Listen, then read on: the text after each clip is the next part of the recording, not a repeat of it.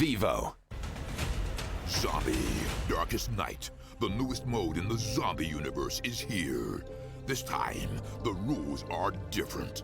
No more parachuting, as players will be placed at random locations on the map when the match begins, and there is no single winner. Players must work with their teammates to spend one long night in the match and stay alive until the sun comes up.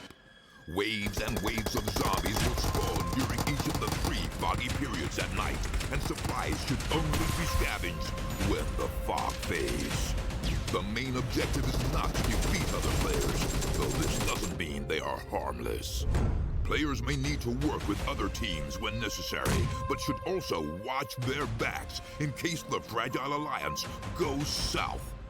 This will be a unique experience for every player involved. This new mode also comes with a passive skill for every player. Understanding these skills will be the key to staying alive in this long night. Can you ride out the night?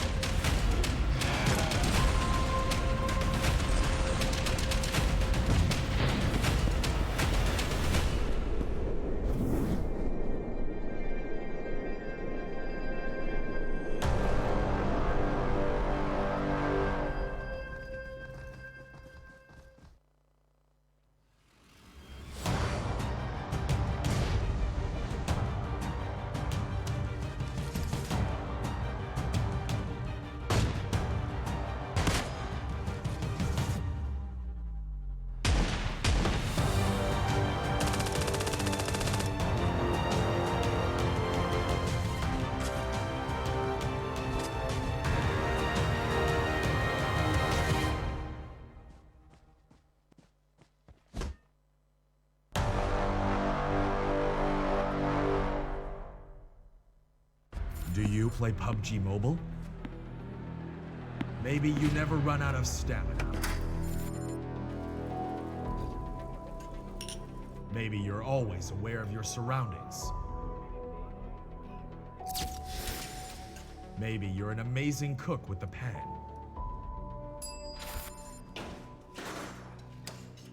Maybe you're a great driver. But as soon as you hear the sound of an airplane,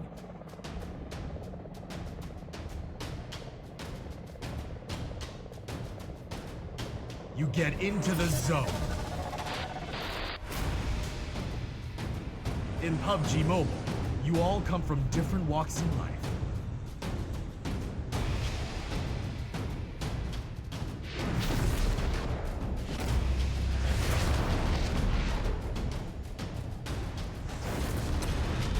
Face the same dangers on the battleground.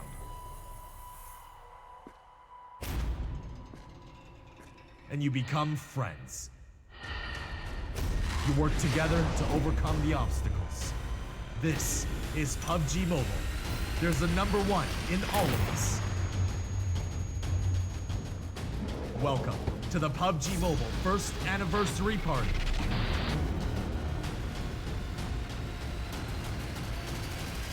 PUBG Mobile, be the one.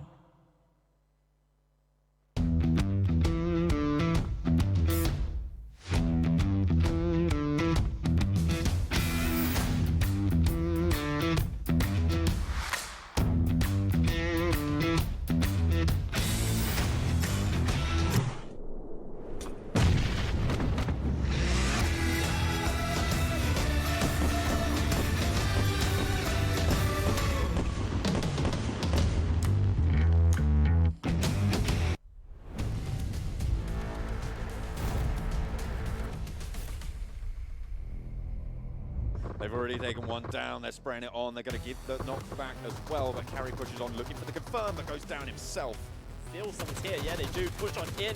That's going to be the knock coming through. PixL squad trying to rotate over, but rip, there it goes. Looking for it. There's a smoke being laid out. Oh, lovely shot. Seconds is all that's going to remain as the circle does come in for the next shift. The more pushing coming through. And SWAT still struggling here as this push comes through from Retribution, but Rain will be secure here, just leaving the last member of SWAT to clean things up, but I don't think he can hold it. Need to get wiped out by Team India here. Scout looking for the firm, and he's going to find it. Trying to get on in, but he's going to get sprayed down as well. Only one man standing for Maximus. It's going to hurt here. He's behind the tree, but it's not going to work. MegaStars coming in.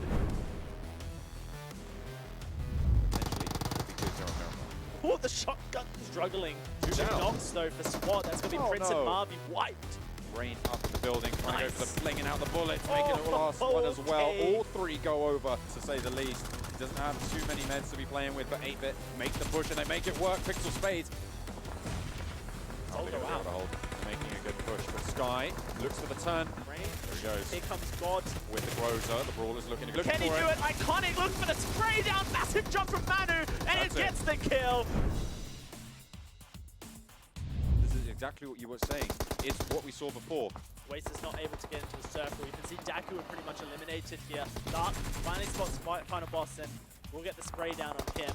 That's a pretty simple one. Brawlers. Teams at his back, they have control of so much of the ground. You can see he's got the suppressed M16. Try and throw it over. Oh dear. Just gets spotted out. He was protected from SWAT's position and PixL. Oh, he sees it though. There it is. Wow, Harvey actually just goes for the wild push. Sidhu's there. That's what they were looking for. You can see Sidhu the whole time with rolls on out.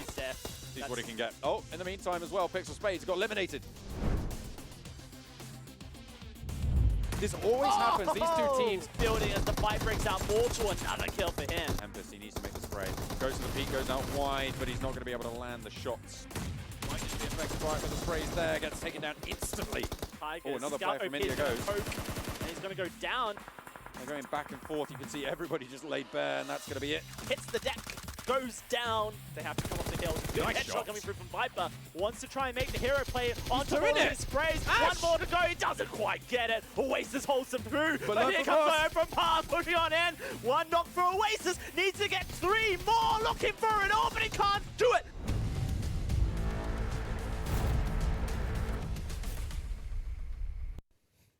Hello and welcome back to the PUBG Mobile Club Open. This is the India region for 2019. My name is John Allen. With me is Dowsey. We've had some great games coming through. We've got a couple of teams chopping and changing in terms of their strength, and we're going to see how they're going to perform today. Absolutely. Group B and Group C coming up today, John. We've had a bit of Group A action over the last 2 days, and after today, I'm really excited because all the teams will have played 8 matches each, meaning that we will have a really good understanding of where the semifinals sit and who's the top performers. Yeah, because of course, there's some of these teams that we've been seeing. Obviously, on the first day, we had great performances, especially from teams like TeamINSIDIOUS coming in, doing really, really well. But yesterday, incredibly lackluster. There's a couple of teams that really haven't been able to put the performances in and get some of those points on the board. As you can see, this is how it's going to be laid out. 30 points for that chicken dinner with 1 kill, getting 1 point as we move through the rest of the game. Obviously, staying in till the late stages, to the late placements, is the name of the game here in the PUBG Mobile Club Open. It's something that the Indian region have prioritized over anything, John, is trying their best to get into the late circles, not actually taking fights early if they can help it, which, I mean, could be a criticism in its own right. Yesterday we saw Team SKUL, who wanted to clear out teams early, and it was very successful for them, so maybe there's some scope for improvement there. These are the groups from the group stages previously. Of course, we are now into the semi-finals, so the groups have changed since then to be 3 groups. Of course, the 4 groups on your screen hold a couple of teams that have been eliminated previously and a couple of teams that have changed their name, most notably the Ninjas in Pyjamas, no longer called that. They are now known as the Indian Tigers. We also have Floor Official, you can see on the bottom right on Group D, now known as MegaStars, and they have changed their name there. looking elsewhere, of course, I think you've got Team Apex just below them, and they are now Indian Tigers, I believe. Yep, Oh, so no, 8-bit, sorry. 8-bit. They are 8-bit. They are 8-bit. This is the group stages, like you mentioned, John. We're into the semi-finals now. We're into 3 groups: Group A, Group B, Group C. Sorry, Ninjas in Pajamas are now Indian Tigers. You've said Did I that. say You're that? fine. You're fine. Okay. Moving on, John. Done. Yep, Under the housekeeping rug. done. This is the schedule. You can see that we're on day 3 of week 1 of the semi-finals, and we're having a couple good matches coming up in the future. There it is, the massive performance, back-to-back chicken dinners from TeamINSIDIOUS in day 1 from Group A, but they were not on the leaderboard whatsoever when it came to day 2. Only a top 4 performance, I think it was, maybe top 5 on Miramar to kind of ride home upon. Lots of new teams coming into the spotlight here. MegaStars, GodsReign, ISO, and Learn From Past. And a couple of those are teams that didn't perform very heavily in the group stages, but are now starting to pull punches in the semi-finals. Well, we talked about it in week 2 of the group stages, how ISO on their final performance did really, really well. They came through and had a great performance moving on in.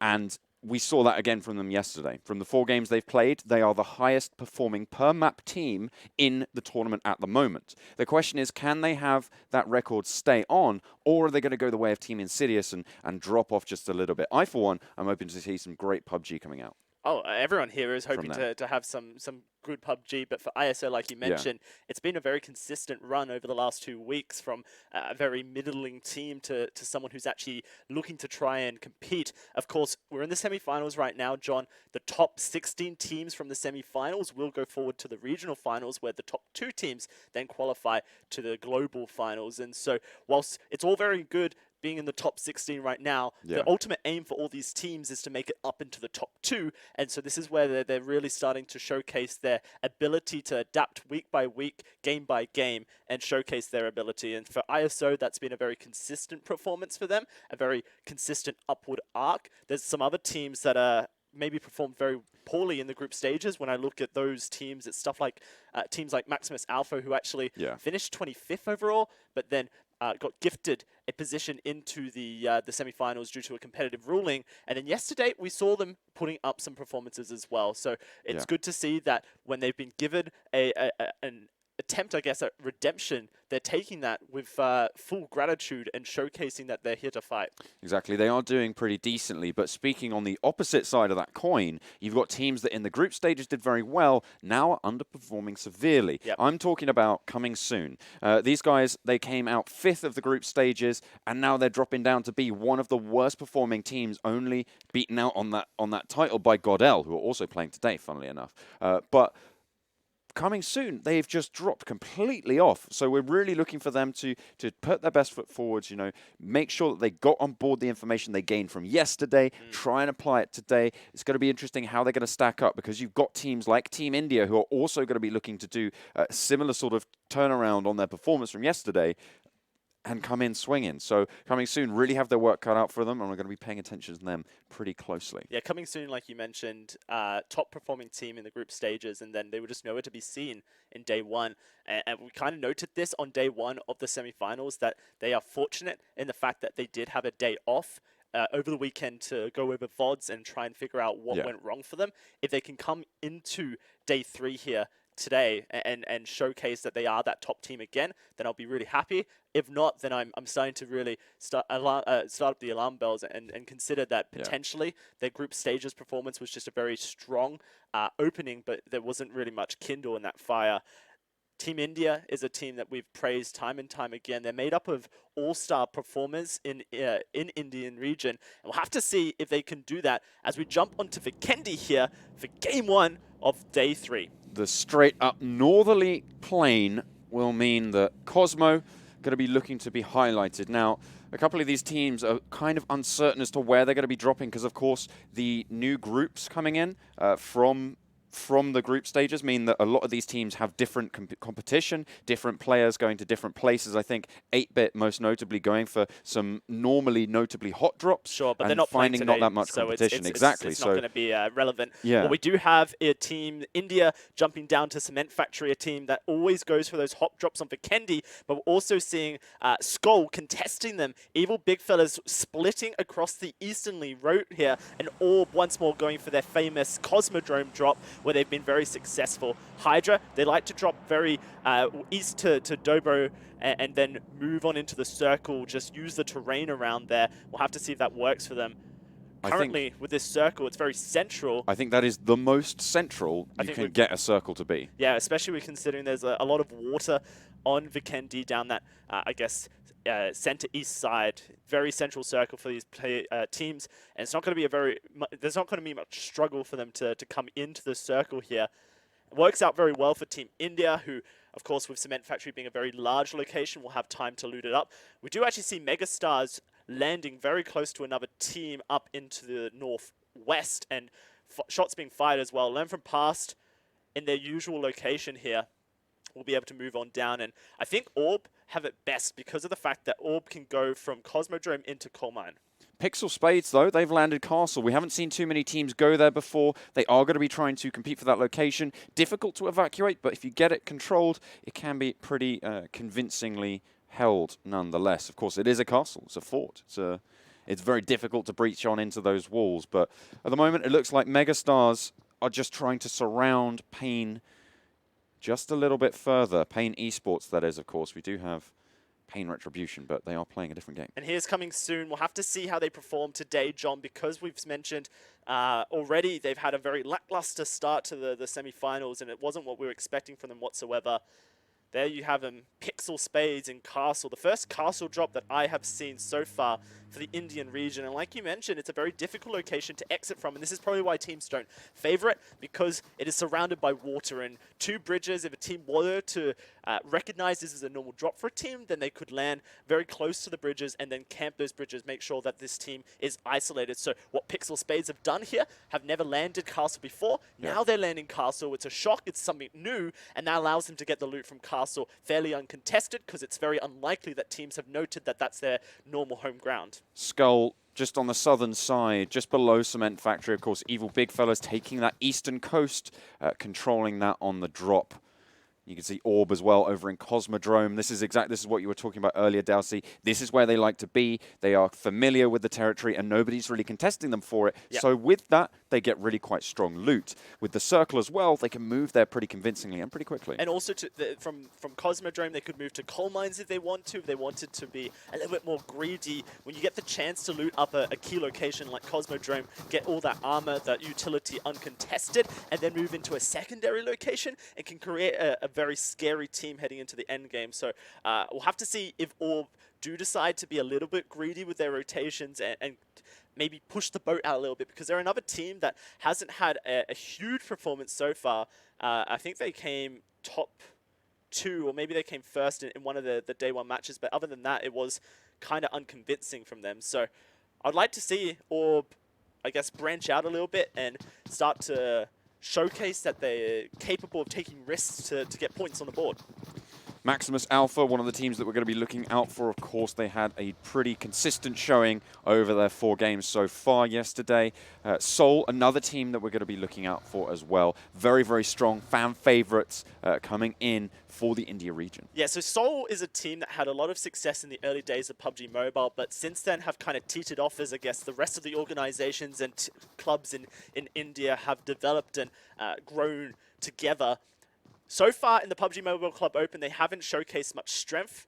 However, yesterday, I think we saw them maybe just go, well, all this stuff we've been working on to try and be a top team hasn't really worked out for us. So instead, what we're going to do is play like we own the lobby and just go into compounds, clear them as a unit, and then take fights with anyone rotating towards us. They finished yesterday in 2nd position with 16 kills.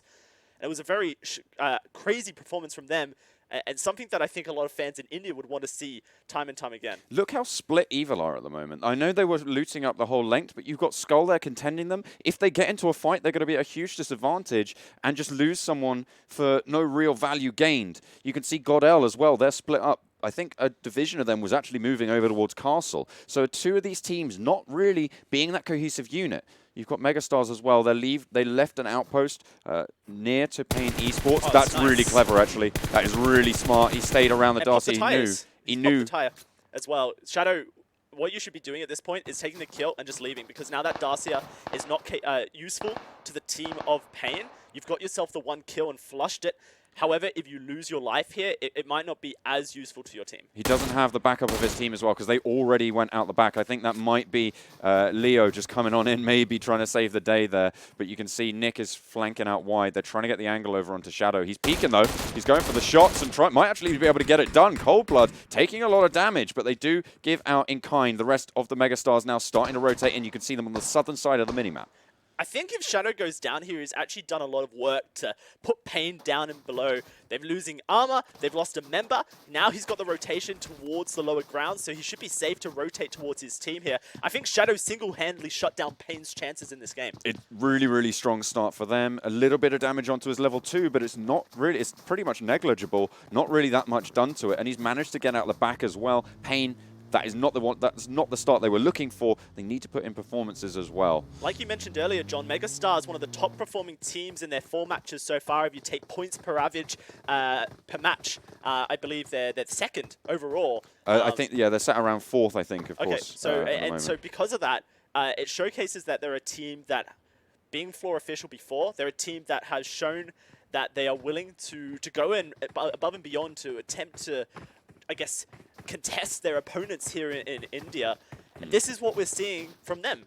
Leaving a scout behind in Shadow to contest a team that was in the similar location, leaving the location quickly as well because they recognize that contested fight sieges are not very valuable because you're just going to lose meds, you're going to lose ammo, you're going to lose your armor. But then with one person single-handedly wiping a member of Pain and then doing damage to the armor of another member, basically, Shadow has just said to Pain, you guys, you landed in our same location, look what I did to you. All by myself, look what I did to you. Never land here again. Oh, well, speaking of people who are going to shut someone out, it's Viper for the Soul Squad, taking down 2 of the Brawlers. I think that might, oh no, he didn't get the knock onto Frost. I thought he was just a little bit closer, but he will get the flush kill. And Viper, they take out a member of the Brawlers. This is good. I think Soul is starting to warm up, starting to find their feet here. Yeah. In the PUBG Mobile Club Open, which is what a lot of teams wanted to see from Soul. A lot of people feeling that so far, because of the, I guess, performance Soul have put up, they've been overrated by fans. Yeah. And of course, they have such a huge fan base due to their individual players. But now, starting to showcase that actually as a competitive team, they're doing quite some stuff as well. PixL Spades, they managed to get away from Castle. They're now in a compound, but across the way, you've got Team India, a team that really didn't perform super well yesterday, but we'll see how they're able to do it again. Of course, coming soon, appearing in the kill feed, taking down HYDRA GODL. So HYDRA, they're not off to the best of starts here. Coming soon, they have got control of the compound, and they need these performances as well. We were saying how lackluster they've been so far, but it seems like they've just got a little bit into Vikendi. Potentially coming soon, just caught in a rotation here. You see a member in the vehicle just looking over towards where coming soon are.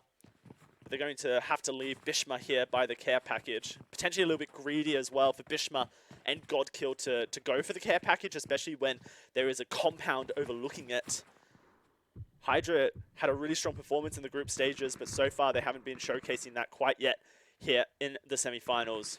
Team India firing onto Evil Big Fellas, knocking them as we speak. Bhishma finally flushed out. And HYDRA losing 2 members early here on Vikendi is going to hurt their ability to come back into this standings. HYDRA as well, the best performing team on Vikendi, being taken out by coming, well, not being taken out yet, but being severely limited by coming soon, who are sat down towards the bottom of the tables on their performance here. And for the coming soon, they needed to showcase that they are able to adapt to their misgrievances in day 1. I think that's potentially HYDRA getting a little bit cocky and not rotating in a very smart, well, smart's the wrong word, safe method. Yeah. Potentially just feeling like Vikendi is their ground and they can own it. And confidence is good, John, but not when it's at the expense of members. GODL taking a long-range knock over onto Team India. You can see just a little bit further south from them. They've got the snipers. They've got the sights. Going to be able to have the aim as well as Kratos takes a knee. Really nice stuff here because it's going to hurt Team India's armor supplies here and their meds. And it was a headshot as well. And it was a headshot, so that's a helmet gone most likely. I think what I'd like to see from Team India now, if they wanted to take this long-range battle against GODL, and equally what I would want to see from GODL as well is just drop the armor, drop the helmet, make sure that you are going to be playing this sniper game from range, that you're not hurting your supplies of armor and helmets, because those are the kind of things that you just don't get back in the late game. Again, another pretty central shift. It's not too much to complain about for a lot of these teams. They're already in the zone. I'm looking at SKUL, I'm looking at ISO and Orb from the north. They have to make that rotation, but Orb's pretty much already in there. The most difficult path is going to be for SKUL. They have to get over that river. There's a couple of bridges and a couple of places they can do it, and no one's really going to be watching out there, so it shouldn't be too much of a problem. But Evil Big Fellas, they're firing onto Pain. They've already lost a player, remember, Pain early. Yeah, they've lost 2 people here. Nick's knocked, Coldblood's knocked. That's only 1 player That's left, it. and that's the wipe coming through. As Jemty cleans out, that's going to be Evil Big Fellas taking down Pain eSports in 16th position. Really set up by Shadow as well from earlier for the MegaStars, and Evil Big Fellas will be thankful for Shadow's work.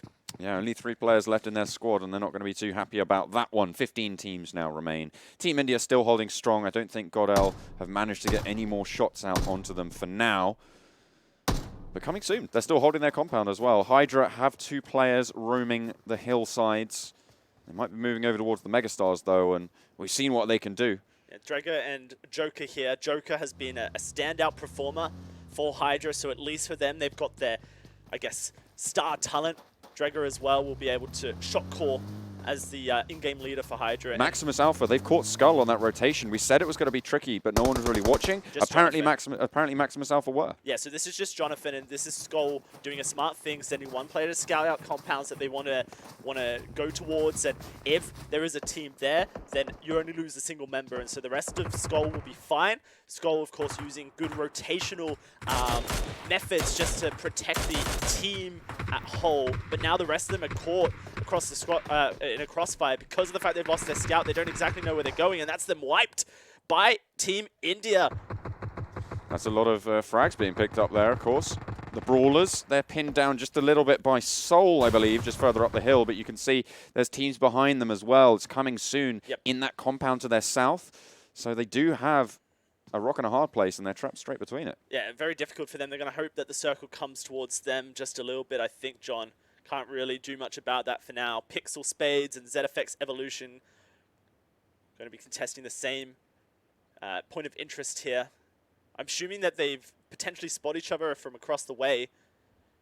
Very spread out, both these teams, so that they can scout any teams coming in to here. Yeah, in terms of urban combat, it's pretty smart to be spread out. If you're holding the same building, nades can have a lot more impact than otherwise thought. You have a lot more different angles to be peeking from, and you do need to make sure you clear them. Orbs trying to compound breach on to learn from past here, and learn from past to about as spread as they could be. Snack's going to be the single target, as Paradox and Encore don't really have the position to be able to assist their team.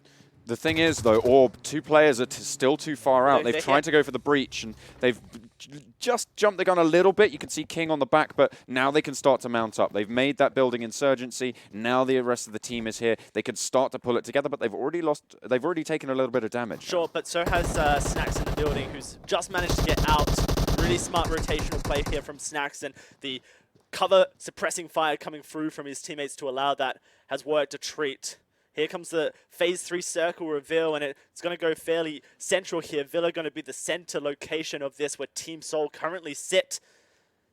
Lots of these teams practically in the circle. The only one who's outside of it is ISO. But Ben, we go back to this compound breach from Orb, and knock onto Paradox. They're so coordinated in their efforts, very grouped up, allowing them to spray as a unit, whereas Learn from Past are split. And so currently, if Orb play this fairly patiently, they're going to have the advantage in this compound breach, and Learn from Past could be going out fairly early. You did get the knock, but the res is through. Paradox can start to heal up now. Not too sure where their vehicles are in this compound, but if they're in the center, Learn from Past are really going to struggle to get back to them, because, of course, that's really their way out at this stage, is to grab those vehicles and bug out. But I don't think they're going to be able to push up to them. You can see there's that Darcia just sat in the middle of the compound, and Orb now have Overwatch on it. You can see setting up the pre-picks, looking for members. They've got utility. Oh, whoops, Daisy. Oh, no. Oh, dear. That's unfortunate, because at this point, up until this point, Orb were breaching this compound fantastically, but then you get a small micro mistake, and it immediately sets you back. Still, I think that Orb have the advantage here, due to the fact that they're all together. Learn from Past a little bit too split for my liking. Like you mentioned, the vehicles inside of the compound are not going to be very useful to any of these teams. You can't jump in them to escape. The wheels go. And the wheels are being popped as well. Looks like Team India are going to make a rotation towards Tovar here, where 2 squads have already set up.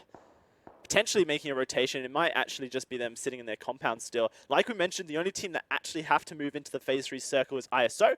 And because they're so southwesternly, there's actually going to be very little to contest them for.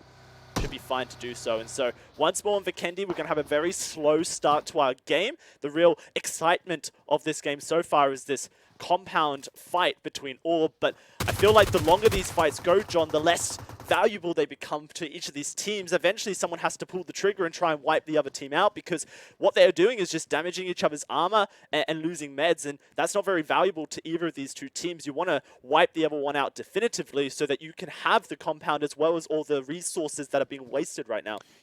Yeah, you certainly could. Or if you're looking at learn from past, you can just try and get away from this. You can use the hills as cover. That's it. We're into the late stages of the circle. They don't necessarily need the vehicles. They could just, instead of trying to pull the trigger on the fight, pull the trigger on the retreat. Yeah, it has to be a definitive shot call one way or the other. Yeah. Either you take the fight or you leave.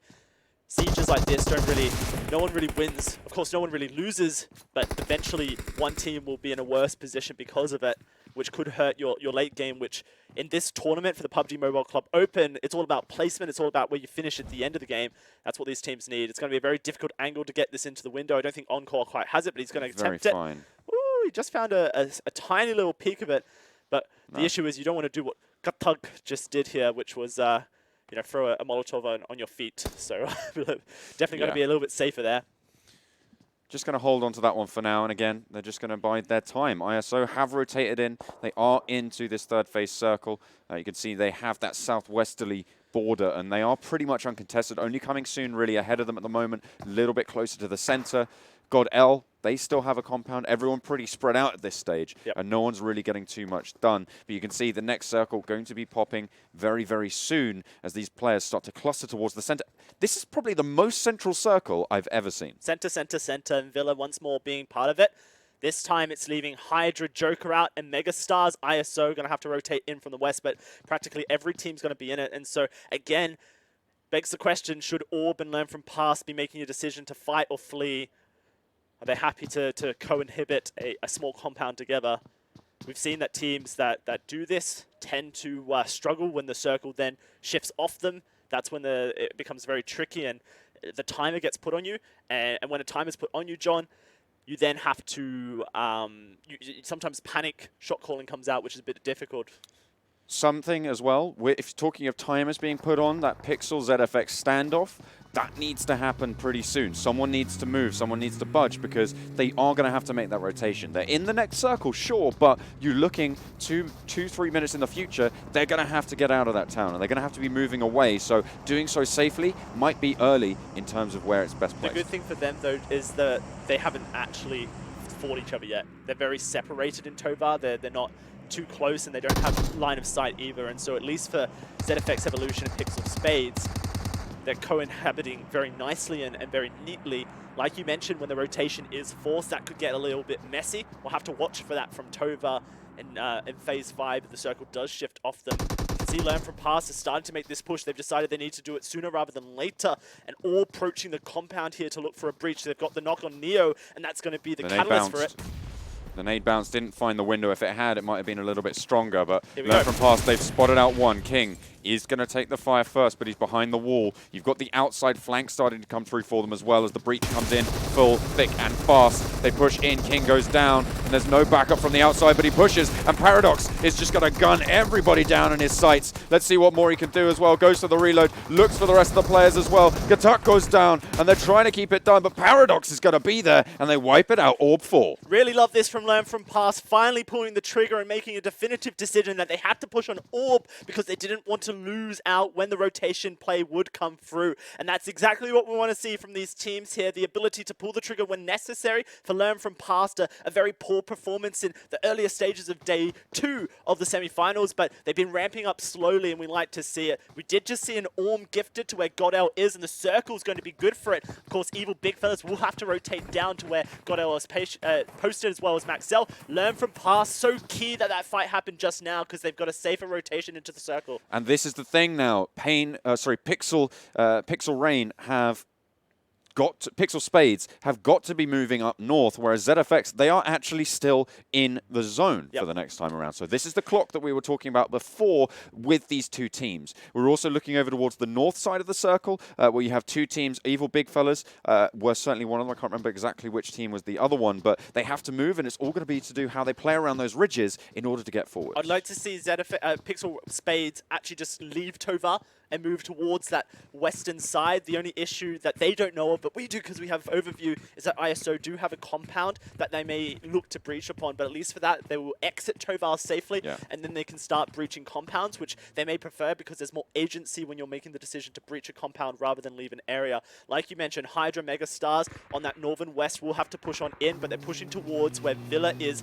and we already know that there's a team posted up here. Here's MegaStars pushing on towards coming soon, and that's one knock already onto Khan. A lot of damage going down, 2 knocks coming through as the Brawlers third party this fight. MegaStars in trouble here. They had such a strong performance yesterday, but here in Vikendi, they're stuck between a rock and coming soon. And at the moment, they're losing members daily. Joker, I think, third partying. We've got 4 parties involved in this fight. MegaStars in the smoke trying to get the heals. Its final boss currently prone down, trying to heal on up and get a res out if he can, and he does, but now they have to get the other members up and somehow escape this awful position, which I just can't see it happening. They've got HYDRA above them, Brawlers to the right of them, and coming soon below them. They're going to have to push on up. Here's the replay of this fight coming through from coming soon. You can see here's the spray down. They get out of the Dacia, and they're just lit up from all sides. Everybody just turns their way and rattles those shots off. No way you're going to be able to stand up to that. And that is going to severely shred MegaStars' armor, their meds as well moving forwards. And they get down again. This is disastrous for them. With that blow up as well, that might actually just confirm it. I think the Brawlers got that one as well. They take Shadow down as well, and they are losing teams. MegaStars looking to go out here. Very, very unlikely they're going to be able to get back into it. Final boss is alive, and he's going to be able to get the res onto Khan if he wants to, but Leo recognizes that he has to start moving with the smoke cover, and he's decided to move northernly, which is probably the best play. The circle is going to shift, so they're going to have to move north and then into the west, east even. Lots of teams on this eastern and northernly flank that are going to have to move into the new circle, and as we enter phase 5, this is going to be a bloodbath. Learn from past, and Evil Big Fellas are stuck on the edge of the circle, not a place they want to be because they have one of the longest distances to rotate into the circle. With Snaps already down and Paradox basically split from him, it looks like Learn from Past are going to be in the worst position. And that was MegaStars just getting eliminated there. They were out in 13th place. Really not having the best of luck on that crash with the Dacia behind the rock. They got lit up everywhere. Dryger going down as well, and Learn from Past taking heavy knocks. That's finally the confirm from Evil Big Fellas. Paradox tries to get in the Dacia. Let's see where he can get with this, but there's plenty of players watching his way. The teams are there thick and fast. There's plenty of walls to play around, and he might just be able to get away with it. Does get away with it, but he is going to be practically a solo player contesting an entire club in Villa, which is very difficult. You can see this fight that we pre-fixed here between PixL and ZFX, and that UAZ looks like it may have taken some heavy fire from the staircase here. ZFX Evolution actually coming out in the worst position because they're stuck in a lower ground and have to push towards PixL Spades now if they want to get out of Tovar. So good rotation coming through from PixL Spades to leave the city earlier rather than later. Here's that Team India. They're going to have to push into GODL. Maximus Alpha is crashing into Team India as well, and ZFX Evolution are struggling to get out of their hole. PixL Spades, they made the rotation early. That's what we were talking about. Beat the clock, get out there first, and now ZFX have got to make the work happen. See what they can get done. Team India just lighten up Maximus Alpha. This is not looking good for them at the moment.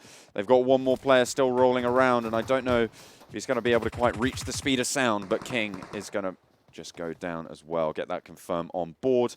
A team that we haven't seen so much from since the early game Seoul. They've managed to hold down Villa pretty convincingly. No one has been able to really breach into that, and it's going to take quite a strong squad breach to be able to take it from them. Yeah, it certainly is, because they've got all 4 members alive, if I remember correctly. They should be able to hold down Villa. Here's the replays coming through of the earlier fight coming out from Team India as they sprayed down Maximus Alpha, blowing up that vehicle, claiming a kill, and Satan being knocked as well. Of course, GODL are there as well, meaning that Maximus Alpha and Team India are going to be in a bit of trouble later on. PixL Spades finally crashing into ISO, and they've got ZFX Evolution coming up behind them. Although that one is down. Team India are pushing into GODL as we speak. Stalgic looking for a little bit more. I don't think that was too successful. GODL all very low. Could be one single spray down that's going to take it. Assassin falls low, and the rest of the team from Team India are going to be able to roll on through, and that's them getting eliminated. GODL go out in 12th, and this crash from ISO is not going to stop anytime soon either. That's insane stuff coming through from Team India here. Right now they have to deal with learn from pass up to their north, but they've done really good stuff. Like you mentioned, PixL Spades. Where's ZFX Evolution? Did they get wiped in that chaos as well? They may have done. PixL Spades still have all 4 members alive, but Raka is knocked, and they're struggling to get the reses down. There's some knocks coming through from Coming Soon, third partying onto this. PixL Spades, they needed to move quicker, and now they can't get out of this situation with Maximus Alpha on one side of the hill. The ISO basically preventing both coming through, and Coming Soon having oversight of the battle to be able to spray on down to anyone who shows their face. But this, yet again, is going to favor the teams already in the circle. I think you can see the Brawlers are just there. This is Zone 7, and we still have 9 teams left. There's a lot of terrain that they can play around, but with HYDRA Joker going down, that is the team falling out in 9th place. So we're now down to 8 teams in this 7th phase. This stack of 3 teams around this mountain is going to have to move in the next 30 seconds, and they need to try and find some ground, some safety, some respite from the storm. The Brawlers have zone! They have the middle of the zone. They are dead packed in the center, and they've got a compound as well. They should be in the best position. Team India really the only team that can push on into their location and provide some bit of fight. Team India actually spraying on towards Maximus Alpha here, knocking Satan, and it's only Kratugya here left alive to try and push on in, but he has so many people around him to stop him. Jas is going to be preventing him from pushing through the smoke here, and Jas will find the kill onto them. In fact, it's Team India through the spray. PixL Spades, though, they're coming in for the backstab. Phoenix up on high, will get knocked on out. That's not going to be super strong for them, and teams are going to start to fall. PixL Spades will go out in 7th. We're down to 6 now, but you can see on the northern side, you've got Team Seoul. Yep. They are holding strong for now. The Brawlers right in the center, but this push from the east needs to start to come into effect. Learn from pass, have a single member alive, and Team India are very aware of the location, watching over. Potentially Encore might be able to put some trouble. In fact, he has. He's knocked 2 players from Team India on the flank as they try to rotate into the circle. Is getting sprayed upon by the rest of Team India and will go out in 6th position. But now Team India have to try and get members up before they push on in. Only 1 member live here from ISO, trying to put Coming Soon under pressure. But as you can see, the circle is so clustered with teams from the north, south, and east trying to push on into this compound that the Brawlers own. Team Seoul should have a pretty strong advantage here. They haven't been in too many fights as the rest of everybody else has been cleaning themselves out. So I'm looking to them to be this powerhouse that could go for this squad breach in towards the Brawlers' position. They're really one of the only teams that can do it. At the moment, Coming Soon, they have 8 kills under their belt. This is the sort of performance we were looking for from them, and they've already managed to, well, with Ninja going out, they've already managed to hit 4th position, and that is a huge turn up for the books, especially off the back of a poor performance the other day. Team Seoul have 4, Coming Soon have 3. It's going to be Team India with 4 and Brawlers with 4. A crazy circle here at the end of Phase 8. The circle once more closing on the Brawlers location. Nova King over-scouting the north to where Seoul want to push on in. Smokes will be the key factor here. If you can throw a smoke at Nova's compound, at Brawler's compound, then you can push on up. We'll have to see if they're capable of doing it, as Coming Soon decide to do it without smokes. They get punished by pretty much everyone in the circle. That's going to be actually Brawlers taking that kill away over onto Team Coming India. Soon. Seoul getting rattled on by Team India as they go for the flank. There's still 2 players up and kicking, but they've lost 1 in the process. 1's down as well. Oh dear, the fire is going to burn out as well, and that's Coming Soon getting yet another knock. And they are going to lose a lot of pressure for that. The Brawlers holding strong so far. Love the smokes coming through. They've basically blocked the Brawlers out from the fight. This gives Seoul an attempt to try and basically cover fire onto Team India, but it's not working for them. It's going to be Mortal knocked. Only Viper left remaining standing to try and push Seoul deeper into the circle. Here comes Existence trying to push forward. He has smoke cover from Team India. Iconic can look through the window to try and find Existence. Maybe they can get closer. That's Viper going down. Seoul out in 4th and Coming Soon out in 3rd. Team India versus the Brawlers here as Phase 8 closes out. There's the spray. The Brawlers, they really have the advantage here. This compound has been just closed on by these circles time and time again. It's in the center as well, so when Phase 9 decides to come about, the circle's going to close on the compound once more, which means Team India has to have to push on forward. I think Team India are out of smokes at this point. They've got 3 members alive, 3 members from the Brawlers. It's about as even of a fight as you could hope for, but of course the Brawlers have the cover of the walls, the building as well, and what they're doing right now is very smart. John moving out the back to get better positions on the rest of Team India. 2 knocks come through from Nova King. That just leaves 1 member from Team India to make the play, and it doesn't look likely. He's gotten close. They do spot him out. They know exactly where his position is at the moment. He has the AK, but he needs to find a lot more. Nice spray to find one of the Brawlers. Sprays into the window to try and take that second frag. There's 2 players left in front of him to go for it. Pops out the Molotov, looking to try and burn it away, try and deny that pickup coming on through. You can see that's a lot of damage. The smoke's blooming, but it's not going to stop it. That smoke could actually help the Jits here as he pushes past, to the rocket, gets to it. Iconic reloads. Going to be 14 seconds until Zone 9 starts closing in, and potentially the clutch play could come through. The res will come through. The armor very low for Daljit here, and he doesn't have his stims going. Currently holding with the AK, but he needs to find 3 1v1v1s against the Brawlers to make it happen, and he also has to push on into the compound. He needs to try and find some nades from somewhere. I think he might just be out. That final Molotov might be it. He goes out wide, goes for the peak, and that's going to be it. The Brawlers hold the compound. They will claim victory on Vikendi on the first map of today. 10 kills coming in from them. Team India putting up a lot of kills as well. They have had a huge game there with 15 on the board. We're starting to see a revolution here in the group semi-finals here. Differences between the group stages showing to be strong here. The Brawlers making a big claim for themselves here on Vikendi, holding that compound down so successfully, but Team India once more showing why they're such a strong force with 15 kills across the board. Finally, coming soon and Seoul show their faces, John, in Vikendi to get some points and rack it up and show their fans that they're here to play. And like we mentioned earlier, ISO constantly being in that top 6 position means that they're just creeping into the top of the scoreboard here. Yesterday was a bit of a clown fiesta as far as the standings were concerned. So many teams that we expect to do well didn't. So many teams that needed points got them. And today we're starting to see that uprise of competition here in India as the teams start to figure out rotations and discover themselves in the PUBG Mobile Club Open. Especially on a map like Vikendi, it is going to make up a majority. Well, not a majority. It's going to make up a significant chunk of the semi-final maps, which all of these teams are going to be playing. So figuring it out has been pretty important so far. Coming soon, I wrote down in my notebook, coming soon, are they done? That's what I wrote down because they were really, really underperforming. But with that performance coming out, they managed to step up just a little bit better. So nice to see that coming out from them. I really love this from Learn From Past, and I want to see it more from the Indian teams, taking compound breaches earlier rather than later when they are forced to do so. That's what went wrong for ZFX Evolution. They didn't take the compound breach in Tova, didn't take that fight against PixL sooner rather than later, and they got basically ruined by the circle because of that.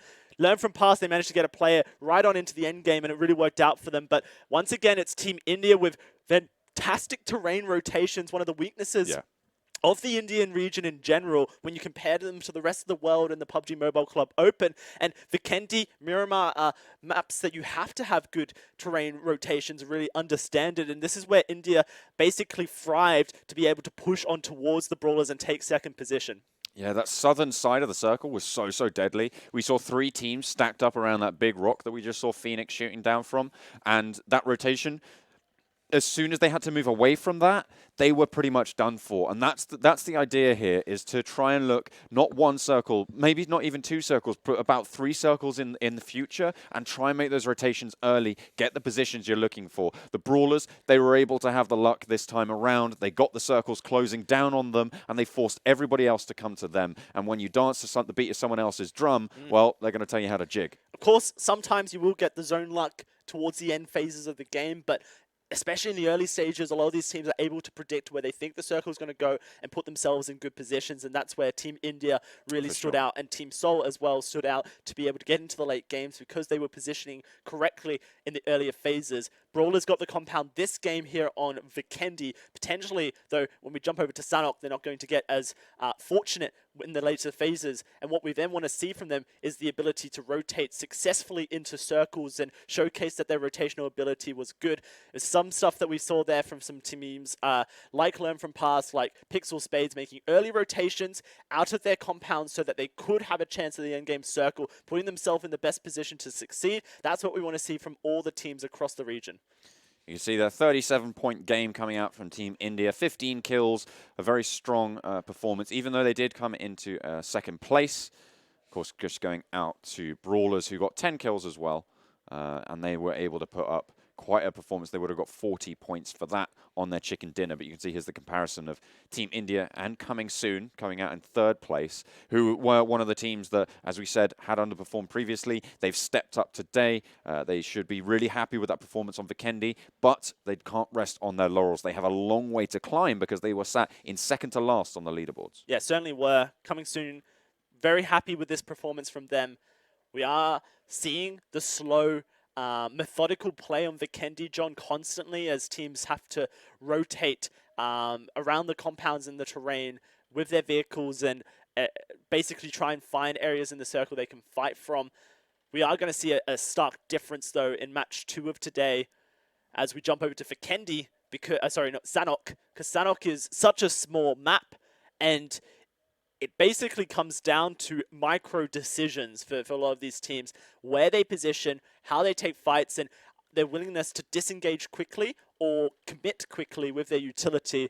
Sometimes the teams that get the circle are just the lucky ones when it comes to Sanhok, and it can be very chaotic, but we have seen teams basically fight tooth and nail to take victories in Sanhok, and I'll be interested to see what we get today, because what we're seeing so far in the semifinals here in day 3 is these teams starting to improve both their macro and their micro decisions, which will be emphasized on Sanhok certainly as we get there. Not only that, but they're improving their set play styles. I mean, we're seeing time and time again, these breaches start to come on through a little bit more effectively. Part of PUBG. It's so important to be taking note of it, because it shows how they are picking up on things that are being put down by other regions, by the players over on the PC style as well. But if you don't want to be playing on PC, you want to be playing on mobile, make sure you check out Vivo, the official smartphone of the PUBG Mobile Club Open 2019. Certainly good kit. And if you want to learn more about the PUBG Mobile Club Open, look at the standings from India and the rest of the world, then head on over to clubopen.pubgmobile.com, where you can find standings, groups, and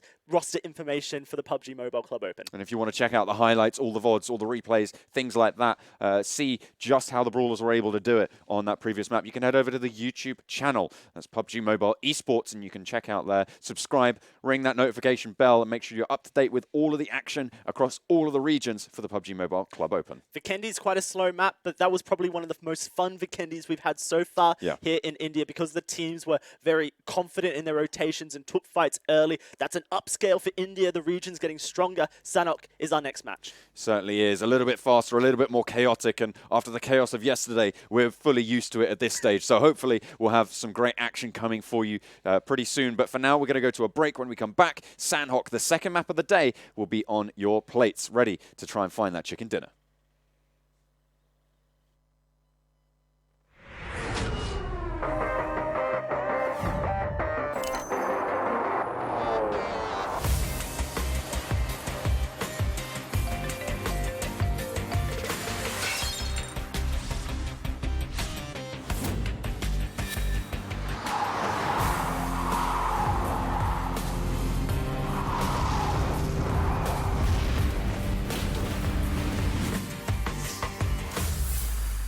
Vivo. Zombie, Darkest Night, the newest mode in the zombie universe, is here. This time, the rules are different. No more parachuting, as players will be placed at random locations on the map when the match begins, and there is no single winner. Players must work with their teammates to spend one long night in the match and stay alive until the sun comes up. Waves and waves of zombies will spawn during each of the 3 foggy periods at night, and supplies should only be scavenged when the fog fades. The main objective is not to defeat other players, though this doesn't mean they are harmless. Players may need to work with other teams when necessary, but should also watch their backs in case the Fragile Alliance goes south. This will be a unique experience for every player involved. This new mode also comes with a passive skill for every player. Understanding these skills will be the key to staying alive in this long night. Can you ride out the night?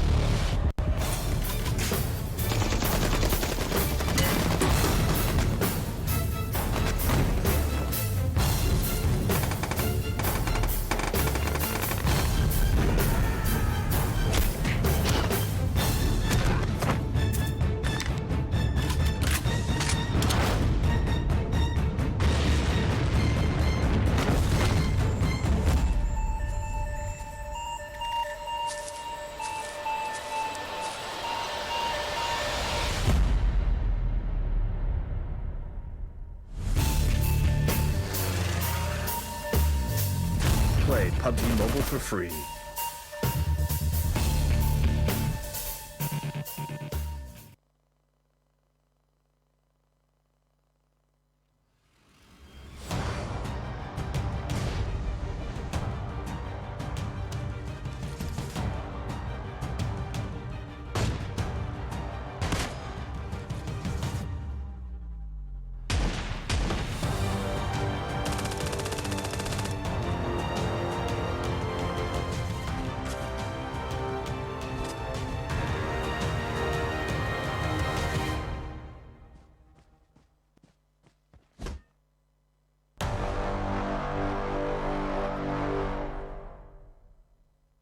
Do you play PUBG Mobile? Maybe you never run out of stamina. Maybe you're always aware of your surroundings. Maybe you're an amazing cook with the pan.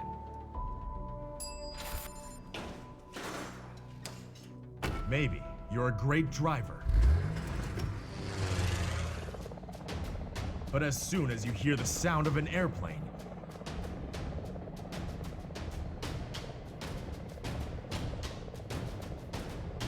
you get into the zone. In PUBG Mobile, you all come from different walks in life.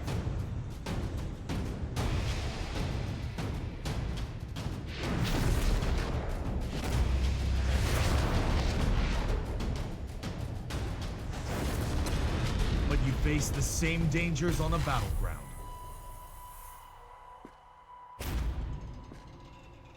And you become friends. You work together to overcome the obstacles.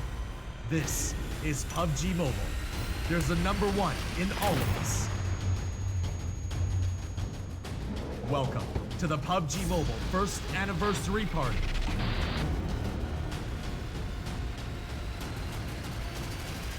PUBG Mobile, be the one.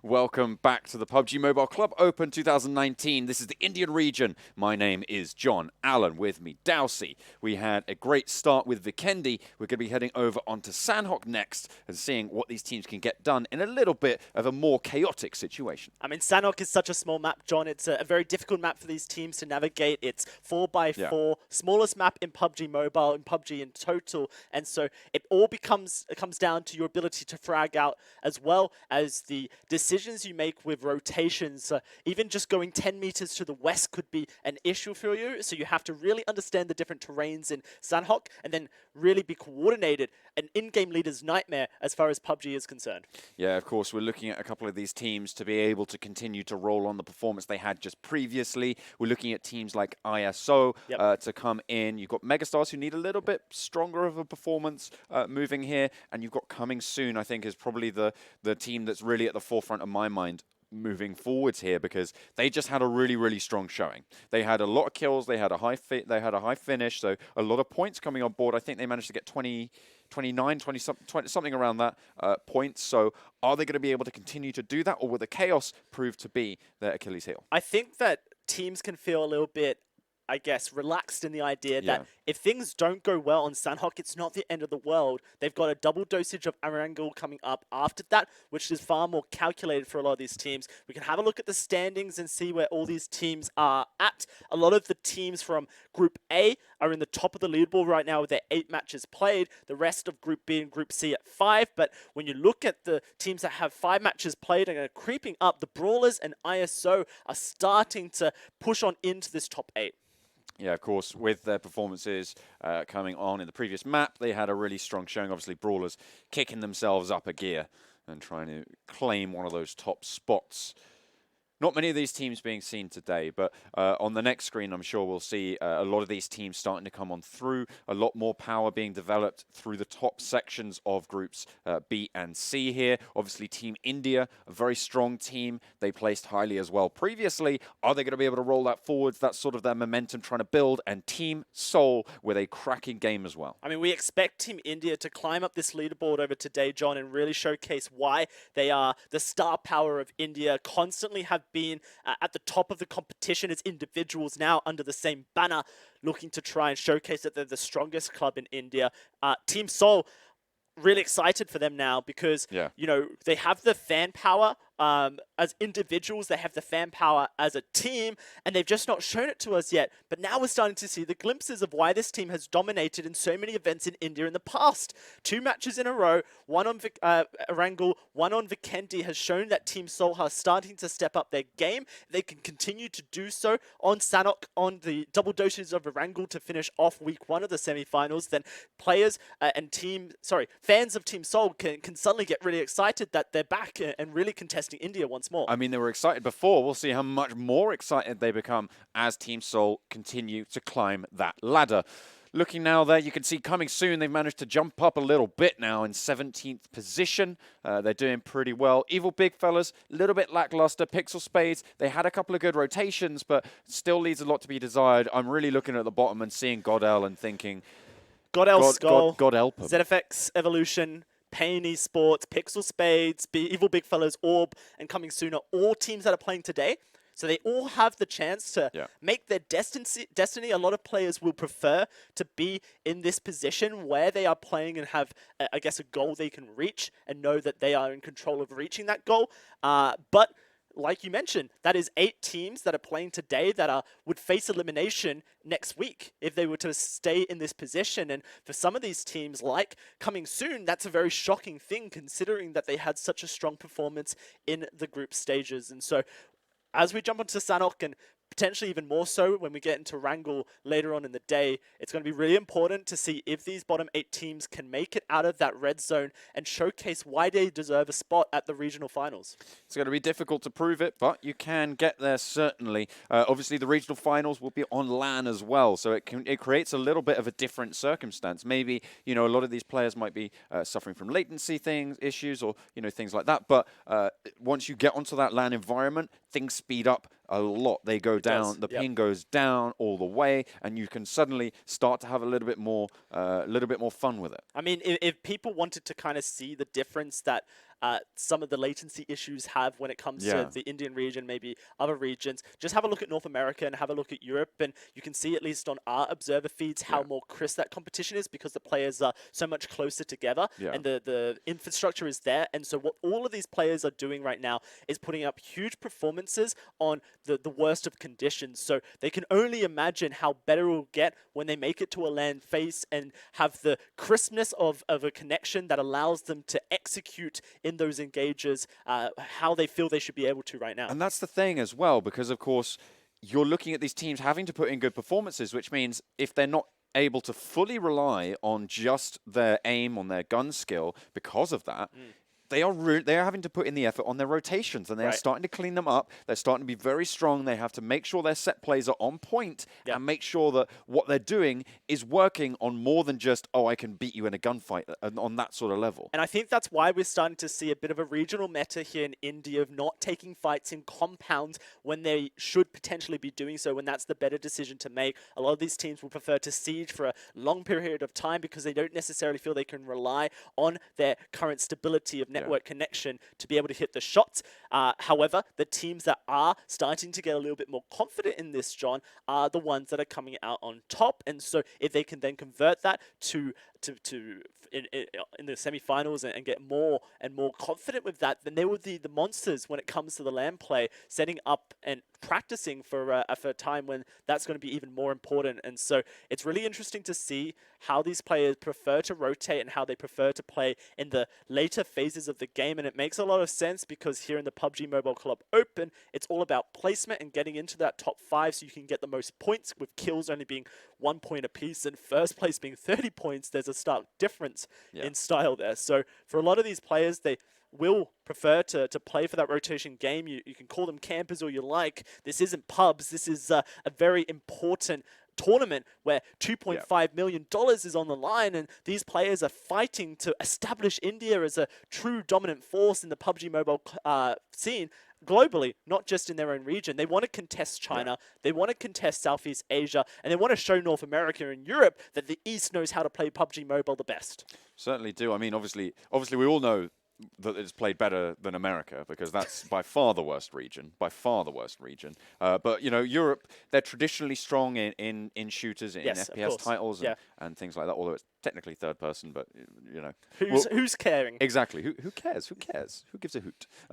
But we'll traditionally very strong in that sort of genre, but looking at what sort of games have been in that genre, it's all very much a two-party kind of game. When you move it to a battle royale style, when you move it into becoming a lot more reliant on the general overview of what's going on and having those tactics, those strategies, that's where the East can start to come in, because strategic thinking has always been places like Korea, places like China, and places like India as well, starting to come through on the same vein. They've always been very strategically minded, and they're starting to bring that through to the battle royale. And the thing that China, across pretty much any esport title, whether it be on mobile or PC, on console, whatever it is, the thing that's always set them apart from other regions is their aggression and their outright just willingness to trust in their own mechanical skill to win out in different places. So if you compare mechanical skill in PUBG Mobile and a bit of brain power behind that, that's a very dangerous squad all of a sudden. What we have here in India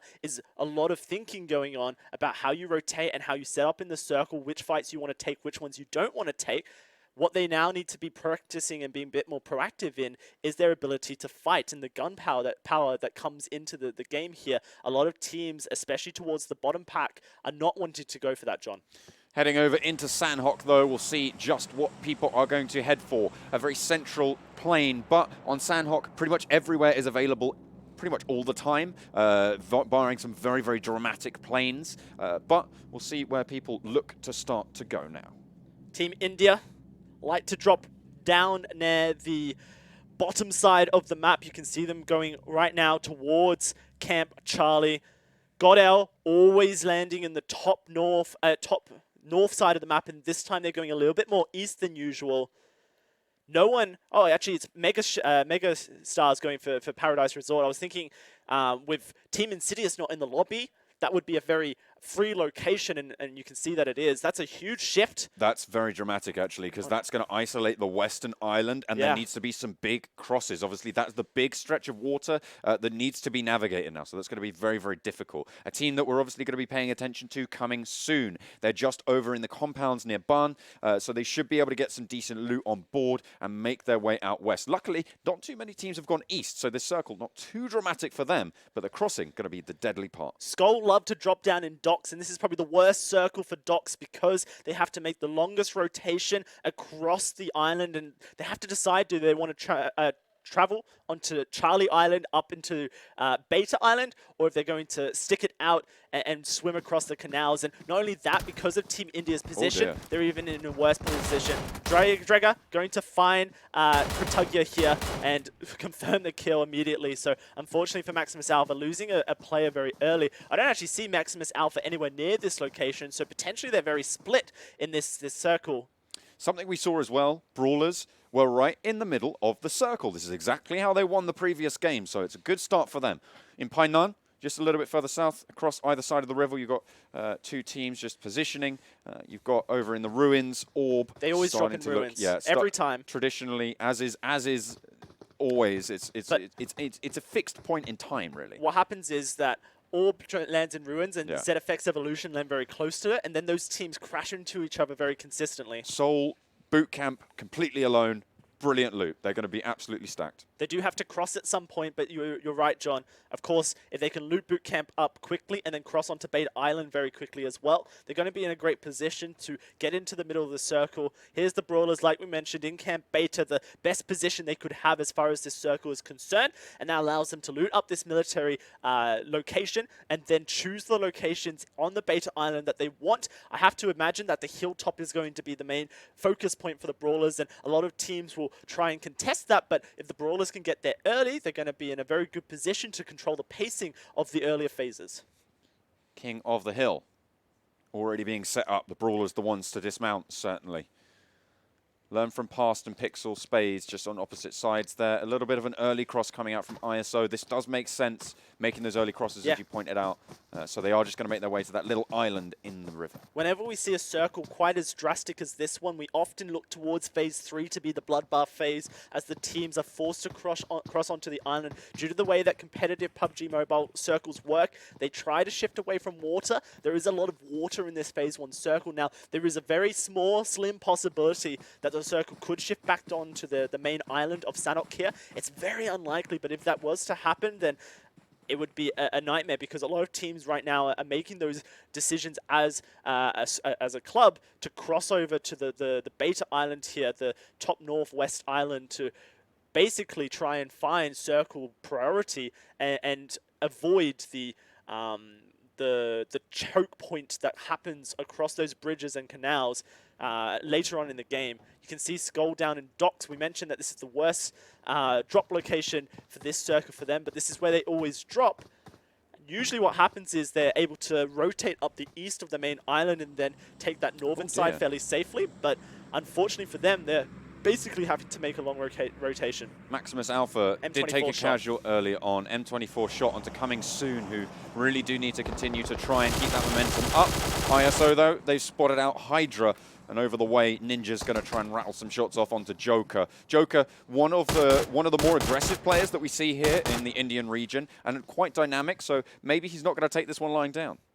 Yeah, I mean, him and Godkill make a very scary pairing with Bishma to support from afar, and Drago able to make the calls. Already we see the rotation on the main island, or sorry, the circle island, you can call it Beta Island, coming through as Evil Big Fella is going to contest Brawler's location. We'll have to keep a note on that because right now ISO and HYDRA, this fight's still going and looks like ISO are losing. In fact, they're just leaving. They're just leaving their member here, Ninja, to die to HYDRA. They want to try and make the rotations towards the main island as soon as possible. And there we go, Ninja getting confirmed on out by Joker, who did lead the charge in. Took a couple of bullets and thought, hang on a minute, this is not what we like to see. And they are going to go for it. Orb starting to rattle off some shots over onto PixL Spades, but Evil making the breach onto the Brawler's location, trying to dismount them early on, and the Evil Big Fellas, they start to roll on in, one down for one, but they have backup to go, and that will be Phoenix falling as well. Evil Big Fellas, they do take some damage, but all are going back and forth. It's only Rain there, and so Rain will do his best to try and get some kills and confirm them, but the main fight that we want to focus on here is the Brawlers and the Evil Big Fellas as they both fight for this premier location. Rain, in fact, getting eliminated as we speak, so we now know that that's gone on here. See the Brawlers have a high position. Frost onto Evil Sharko. And now they're spraying down. The Brawlers have just found the angles so beautiful onto the Evil Big Fellas. And only one member left. They're all wiped. The Brawlers able to own the Beta Island here very successfully due to this flank play coming through from Frost. Beautiful location play, rotations, as you said. They backed out. They gave over that one kill, and with it, they got 4 in return. Evil Big Fellas eliminated out in 15th place. Very hard for them. Of course, they would have wanted to have a stronger performance here. They've not had the best of a semi-final so far in week 1, but they made the early rotation, and it's a smart one, John, to try and get the high ground here on the main island. Here we get the phase 2 shift, and you can see Team India and SKUL rotating from the east, but there's a lot of teams clumped up in the south here. Orb, ZFX Evolution, Learn from Past, and Soul, all trying to make their crosses onto the main island. HYDRA already here. ISO in the top should be getting there quickly as well. Soul making that move early, very, very smart. They're going to be swimming across. They should be able to take the compound that's just across the river from them, and they should have a shout into this next circle, of course. We saw the circle close a little bit further on the Northwest Island, all but confirming that it will be a shift. Everyone's going to have to go for these crosses. GODL, I believe they took a knock earlier. Not too sure if they lost a player, but you can only see 3 on your screens at the moment, so they might have lost 1 so far. ZFX, they've rotated around. I believe this is towards the northern end of the island. South. This is on the south side of the island. They're going to be trying to take the southwest side, which is currently not occupied, so that works quite well for them. Coming soon in that location that ISO just was, but we did see ISO crash into HYDRA. Yeah, the cherry blossom trees littered around. Go find them in your PUBG mobile games. Why not? Have a picnic. Have a little bit of a sing-song. If you can't get a chicken dinner, then you can have a picnic, John. Absolutely, that's yeah. Why, that's how I play PUBG mobile. Can't get the chicken dinner, but I can find the cherry blossom trees and have a nice picnic and then die later. Oh, yeah. That's that sounds like, well, more fun than...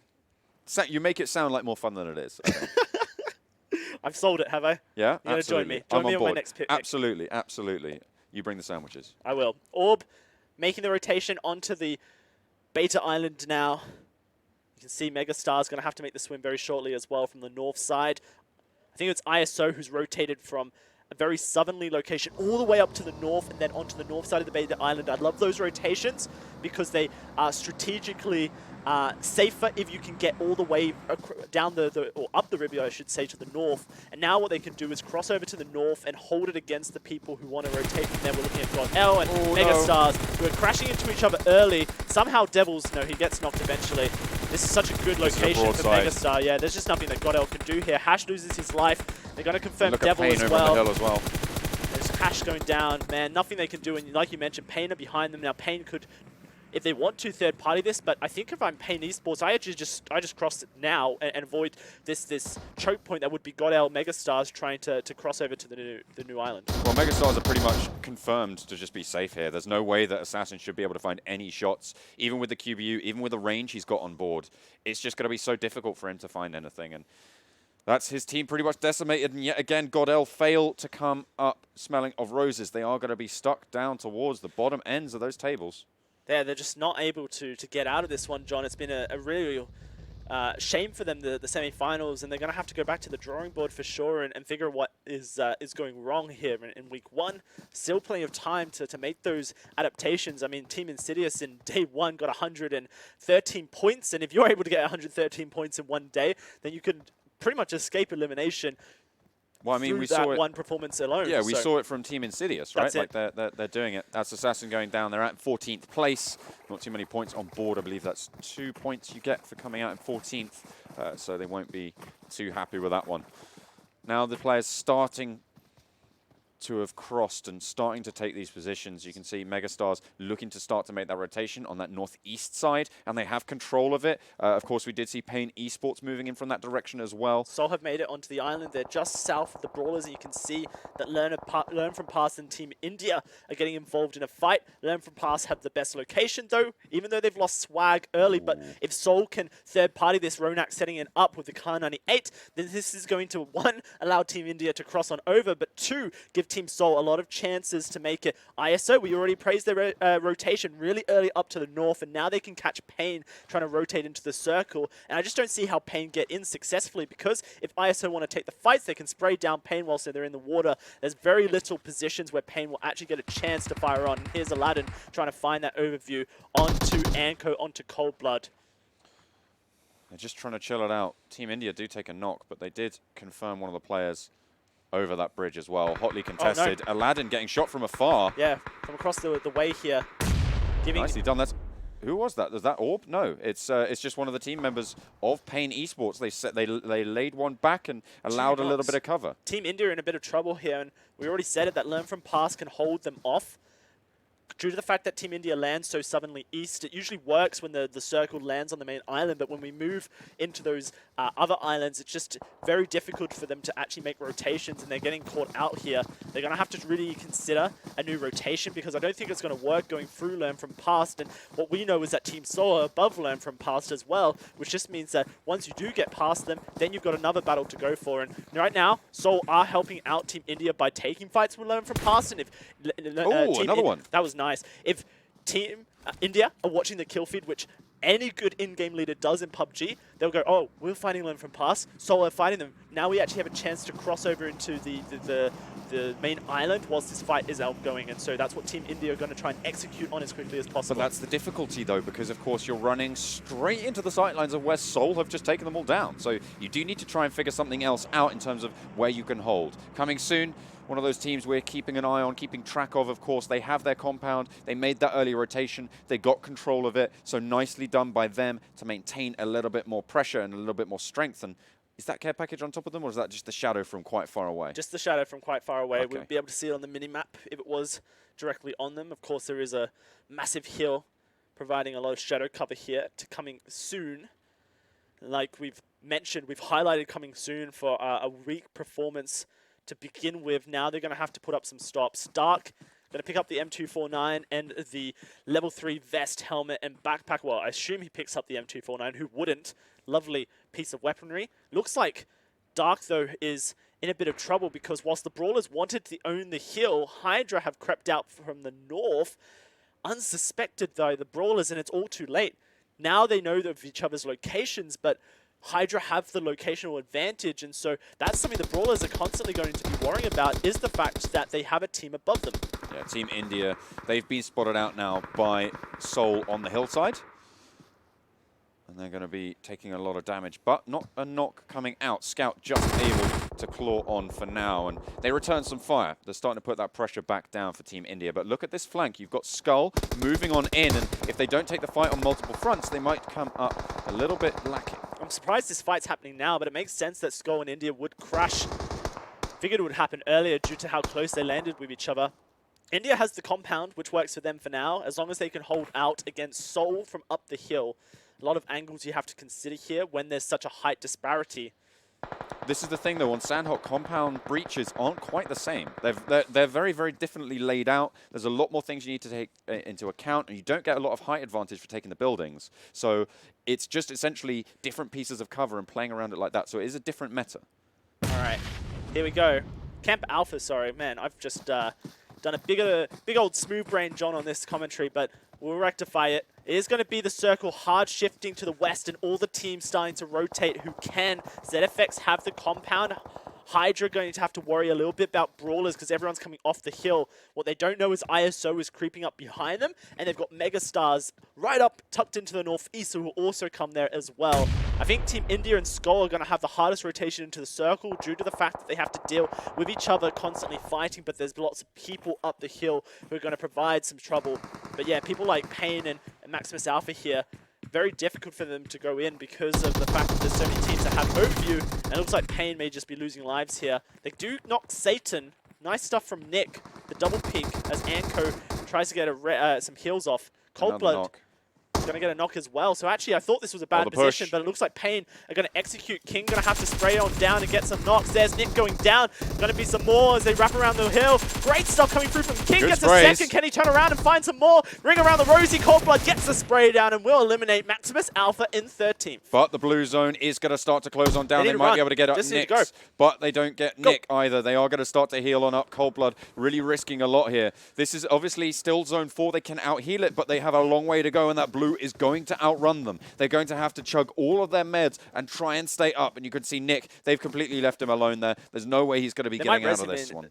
We might actually no, look, he's dropping his meds. Oh, he is dropping his med. That's a med kit going down. He goes, go on without me, brothers. Get the points that we need. Team India have crashed into Team Seoul here.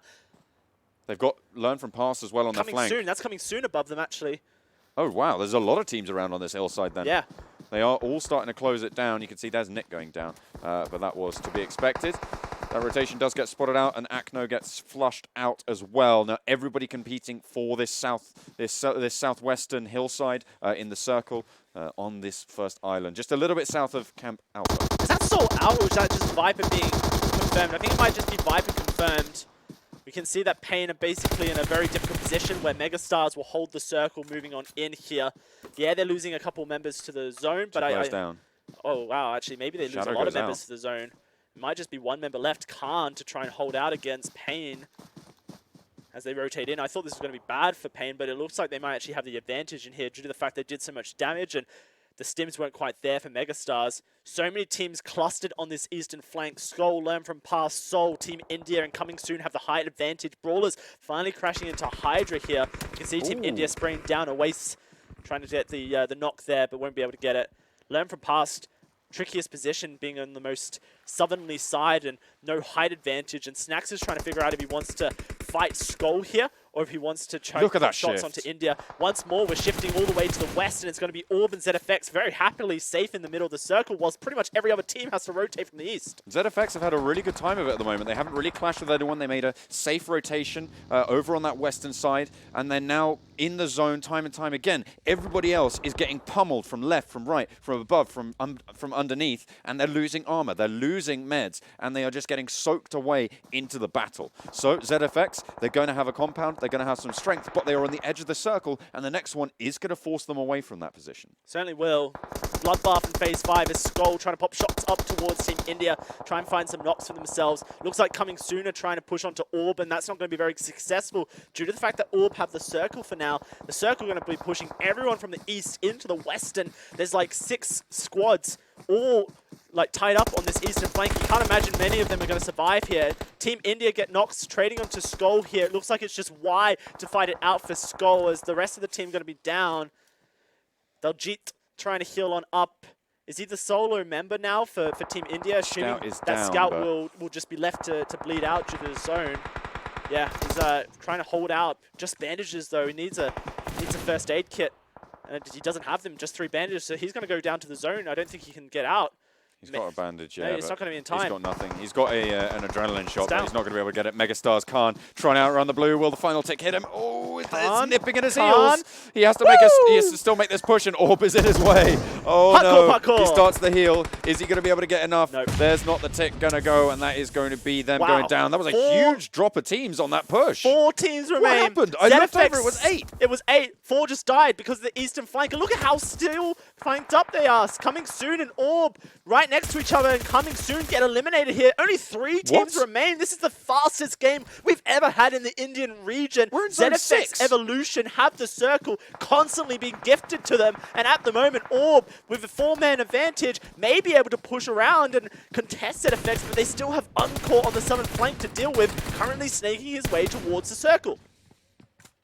I don't know what happened on that on the push from the east. Sanhok. It's just Sanhok. Everybody just crashed together, and nobody did well. Nobody at all was there. It's only Orb and ZFX, the two teams that were in there anyway, and Learn From Past have somehow, some way, gotten a position. Let's slow it down for just a second, John, and figure out how this one's going to happen, because ZFX Evolution have the circle. We're going to have our snake cam in the bottom right to keep tabs of what Encore can do as a solo player for Learn From Past. That's Snacks, I think. Oh, it's Snacks. Yeah. You are right.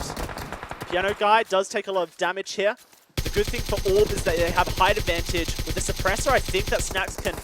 No, never mind. Okay. I really don't like these plays, John. No. I'm He's got totally third, against to be fair. them. He's got third already. For sure. That's fine. But we sometimes see teams do this when it's like 14 team remain. Yeah. And I think you're better to just snake your way and really try and be a sneaky. But at least we've got the top two teams now, and unfortunately for Orb, they do have to rotate off their hill, and they've got Viru with a nice little flank play, overlook play from the top of the hill here, which is going to be such a pain for Orb to deal with. I don't see how Orb survive. No, I don't think they do. I think this might just be it from up on high.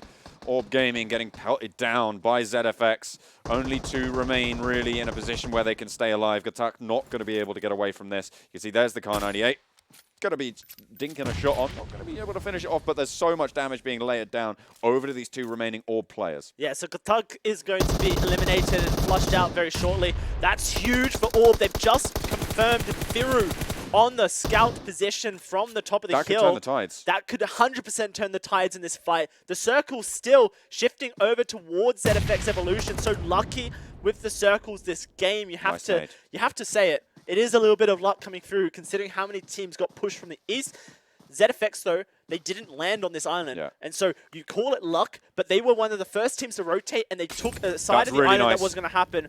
I don't think it spreads. Oh, it does just a little bit onto Orb RNG Gaming. But ZFX, I want to praise their rotation, because a lot of people are going to be calling lucky ZFX right now, but they were the only team that decided to rotate early to this western side of the island, and it's paid off. But there goes the blue. It's going to crush them out, and they're going to see if they can get some frags. And actually, King able to get the knock, but way too late for this. Not going to be able to get it done. The blue's going to knock them down, and that is going to be it. ZFX with a smart rotation finish us with the quickest game we've seen so far in the Indian region over on Sanhok. Orb, the orchestrators of a bloodbath from that push from the east, and making sure that nobody could stand up to their might. The firing squad was there. They were live and kicking, and you can see that in the end, however, they weren't able to make the push themselves, and they got a taste of their own medicine. ZFX able to clinch it. I mean, the differences between 4th and 7th are negligible here in this game.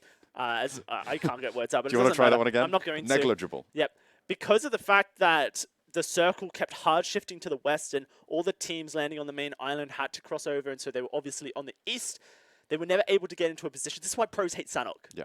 Basically, this game is the example A, exhibit A of why pros hate Sanhok. Yeah, for sure. Have to praise, though, ZFX, very smart rotation early on by going onto the southern island and then moving up north to the western side, and then just holding on the west, where they can pretty much guarantee there's going to be 0 teams.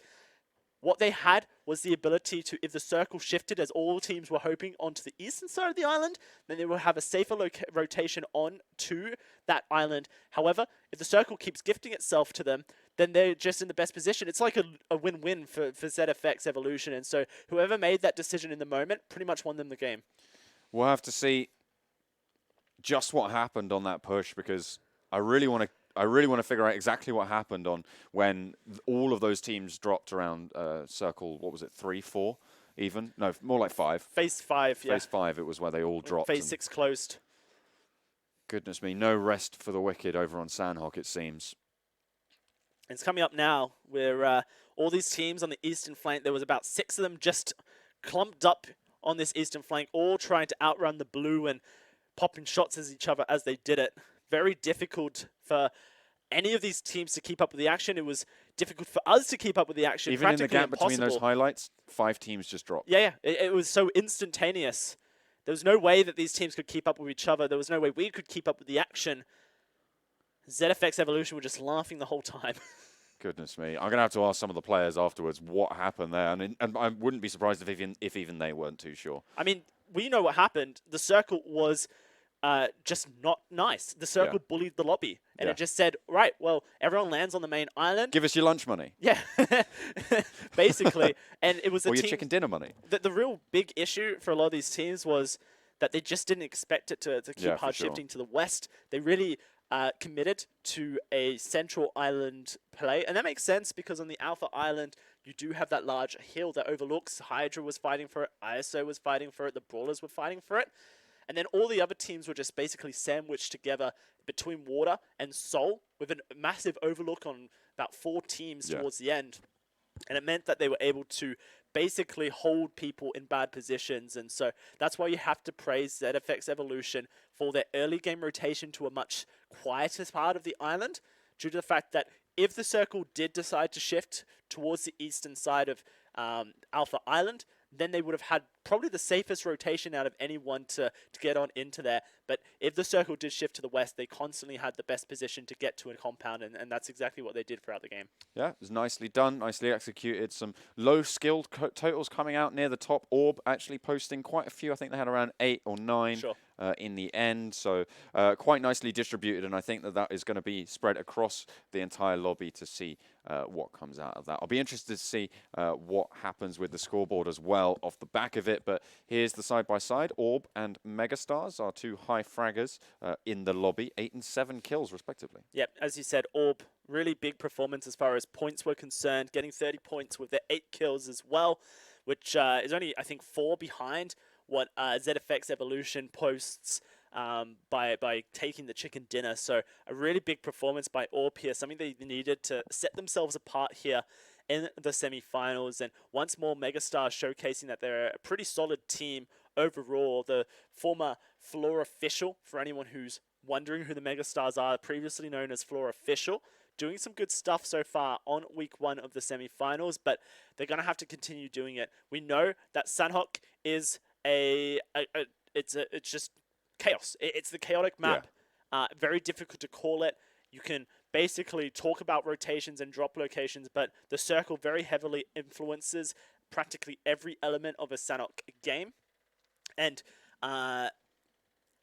it's not what I like to refer to when we think about competitive PUBG, because I don't think that an in-game leader can consistently and confidently make the right decision every game when it comes to Sanhok. But when you think about maps they can do it, it's Erangel. And we're going to be going to Erangel very shortly. And so I like that we see a bit of Vikendi, because Vikendi does allow for a lot of rotational game. Sanhok, it just showcases the chaos of competitive PUBG. Absolutely. But then we get to get a double dose of Erangel, where all of these teams know their strategies, their drop locations are very consistent, and we can start to really showcase some high-level play here in the PUBG Mobile Club Open. Well, if you want some high-level play for yourselves, you can head over and check out Vivo, the official smartphone of the PUBG Mobile Club Open. And with that kit, of course, you'll be set up to do great things.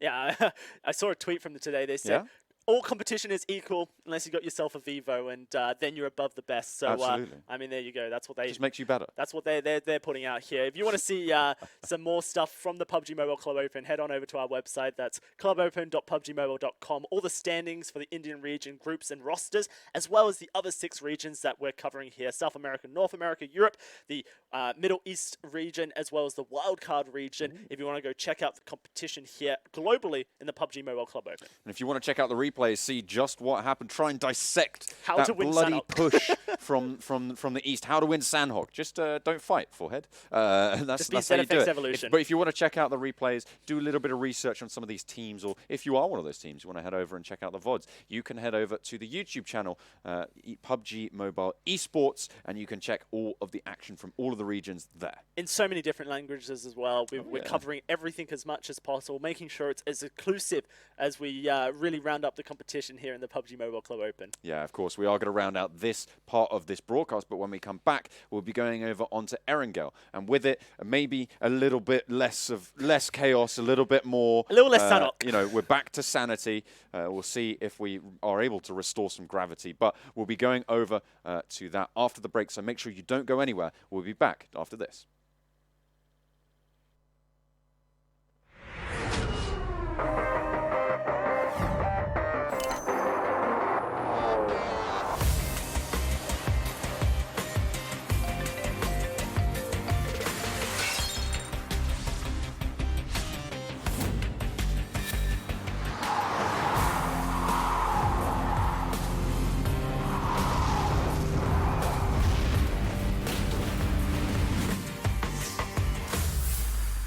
Vivo.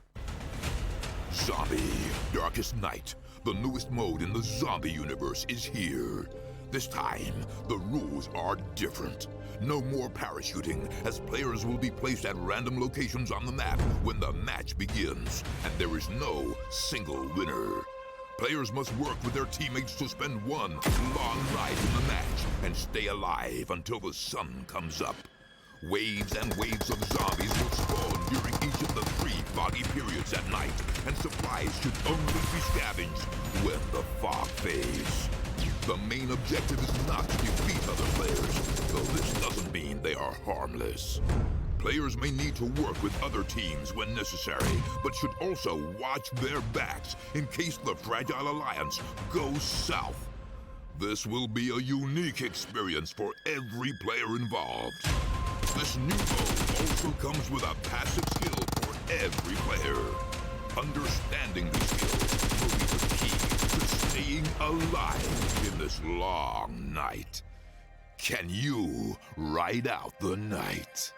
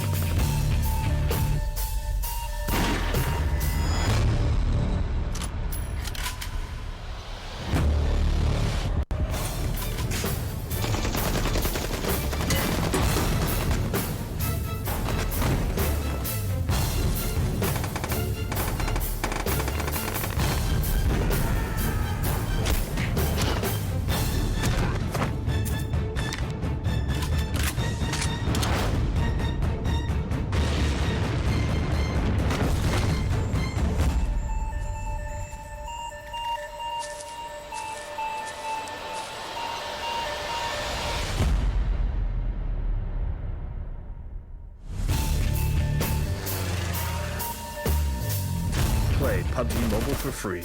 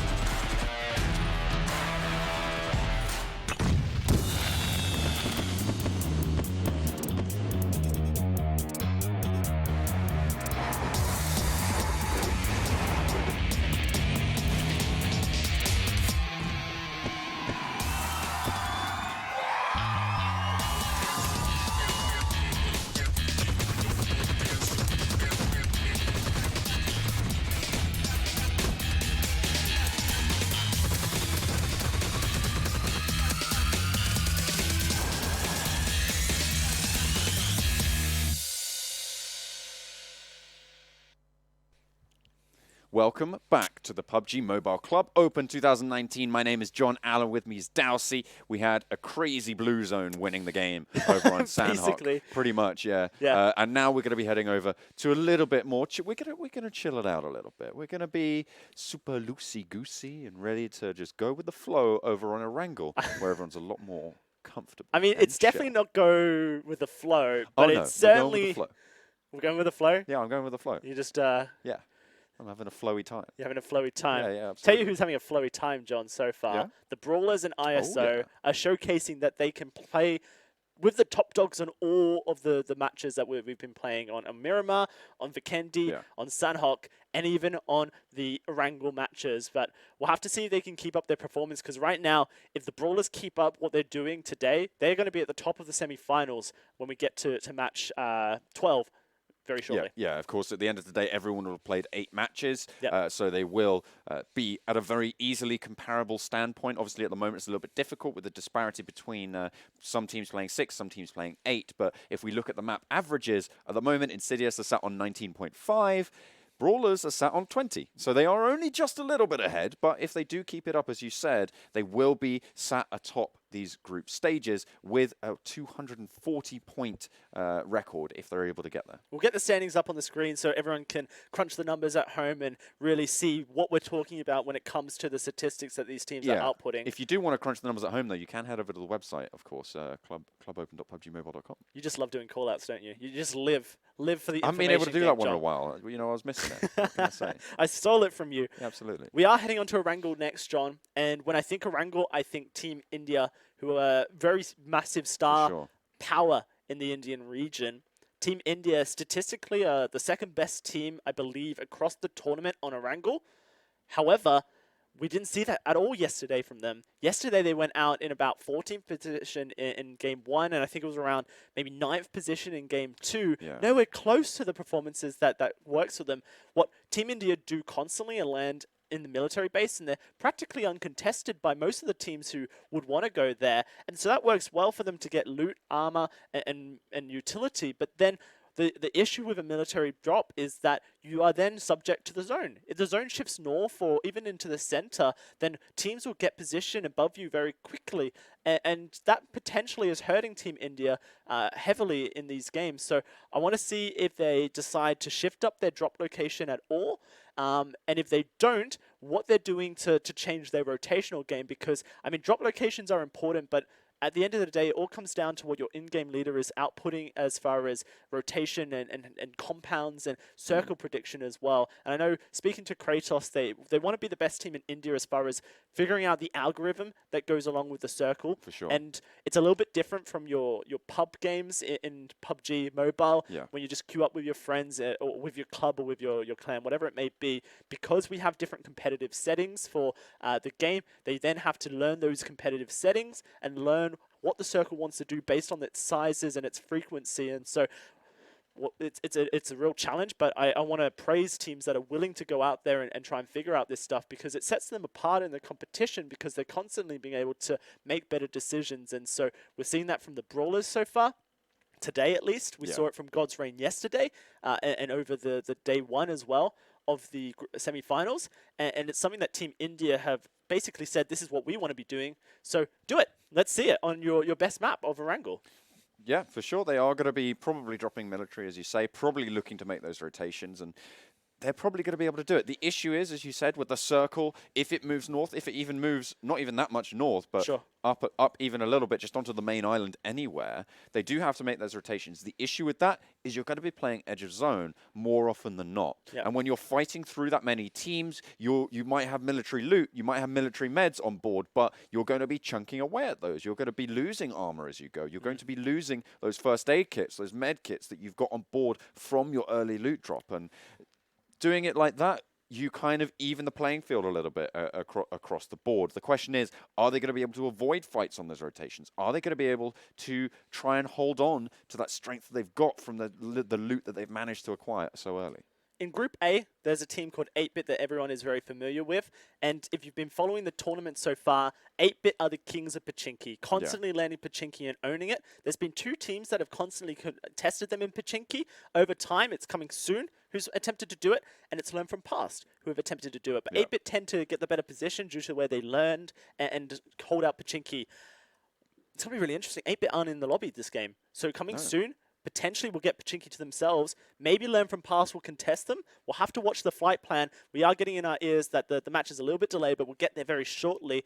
HYDRA as well, finally getting to see them again on Erangel, constantly landing down to the southwest side of Erangel and splitting up as well along those compounds just north of Primorsk and Ferry Pierce. So we'll have to see if they change their flight plan, because sometimes depending on which side of the island the flight goes down, teams drastically shift their landings, and that can sometimes hurt them, especially because they won't have as much experience rotating into all the different circles that could come out. Obviously, the strength that 8-Bit and teams that want to take Pachinki from them achieve is that Pachinki is a very, very central location in Erangel. And so comparing PUBG Mobile to PC PUBG, currently Team Liquid, one of the Erangel best teams in Europe, constantly landing Pachinki, and the reason they do so is because it's the anchor of the map. If they need to go to Sovnovska military base because it's a military circle, they can be one of the first teams to rotate that. If they need to go to the Potato Hill or the Pachinki Hills, then they can go there as well. We are going to be heading over, though, onto our first map. It's dead center. This is a very kind plane for anyone who wants to go anywhere. They can really, really spread out. Milta's available. Overall towards Quarry, and Primorsk is available, and the military island is there as well for everybody. So I'm expecting quite a diverse set of drops coming out here, Dalsy. ISO will be wanting to make their way over to Milta, and we'll probably see them jumping out of the plane there very shortly.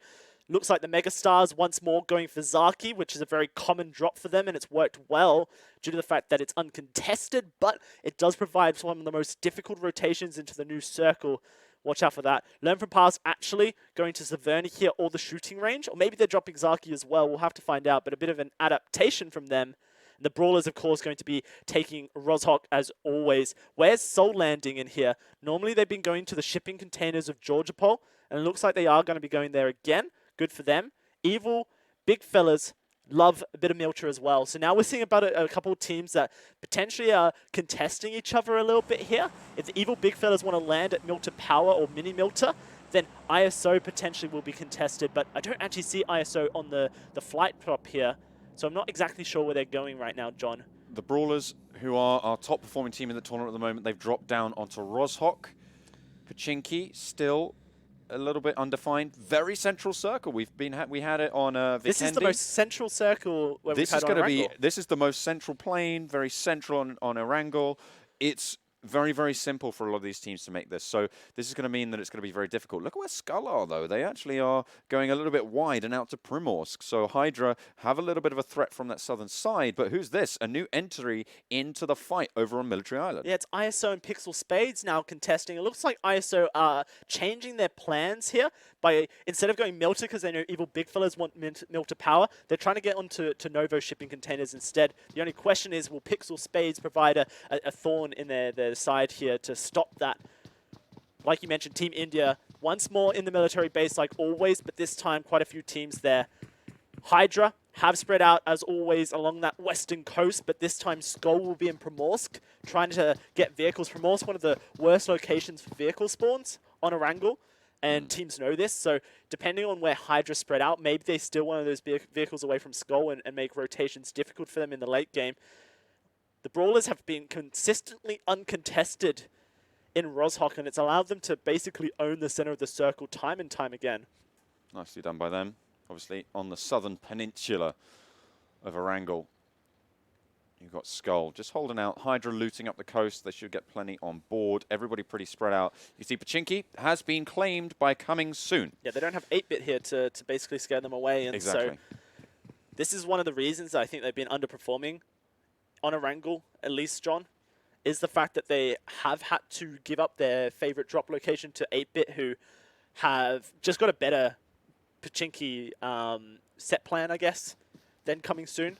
But now Coming Soon uncontested in that drop location, and so they're going to get all the loot in Pachinki and be able to execute their Erangel strategies that they want to, which could be crucial to their success GODL making their way in towards Milta here. Is Evil Big Fellas up in Milta Power or Mini Milta, which is the power station just underneath the reactor? Not entirely sure, but you can assume that they're there. And usually we see multiple teams actually in Milta Town, and then fights break out from that. ZFX Evolution, one of the teams that will drop there every now and again if they think the flight plan works for them. They haven't done today. A little bit of love taps going on in Yasnaya Poliana. Orb. Just taking a couple of pot shots over at Pain Esports, but there's plenty of cover, there's plenty of vehicles for both of these teams to be able to just razz it out there. You can see there's the red Darcy over on the south side for Pain. Orb, there's plenty of vehicles going to be spawning up there as well for them. So if they want to go for the push, they might try and operate it, but for now, they're just going to chill.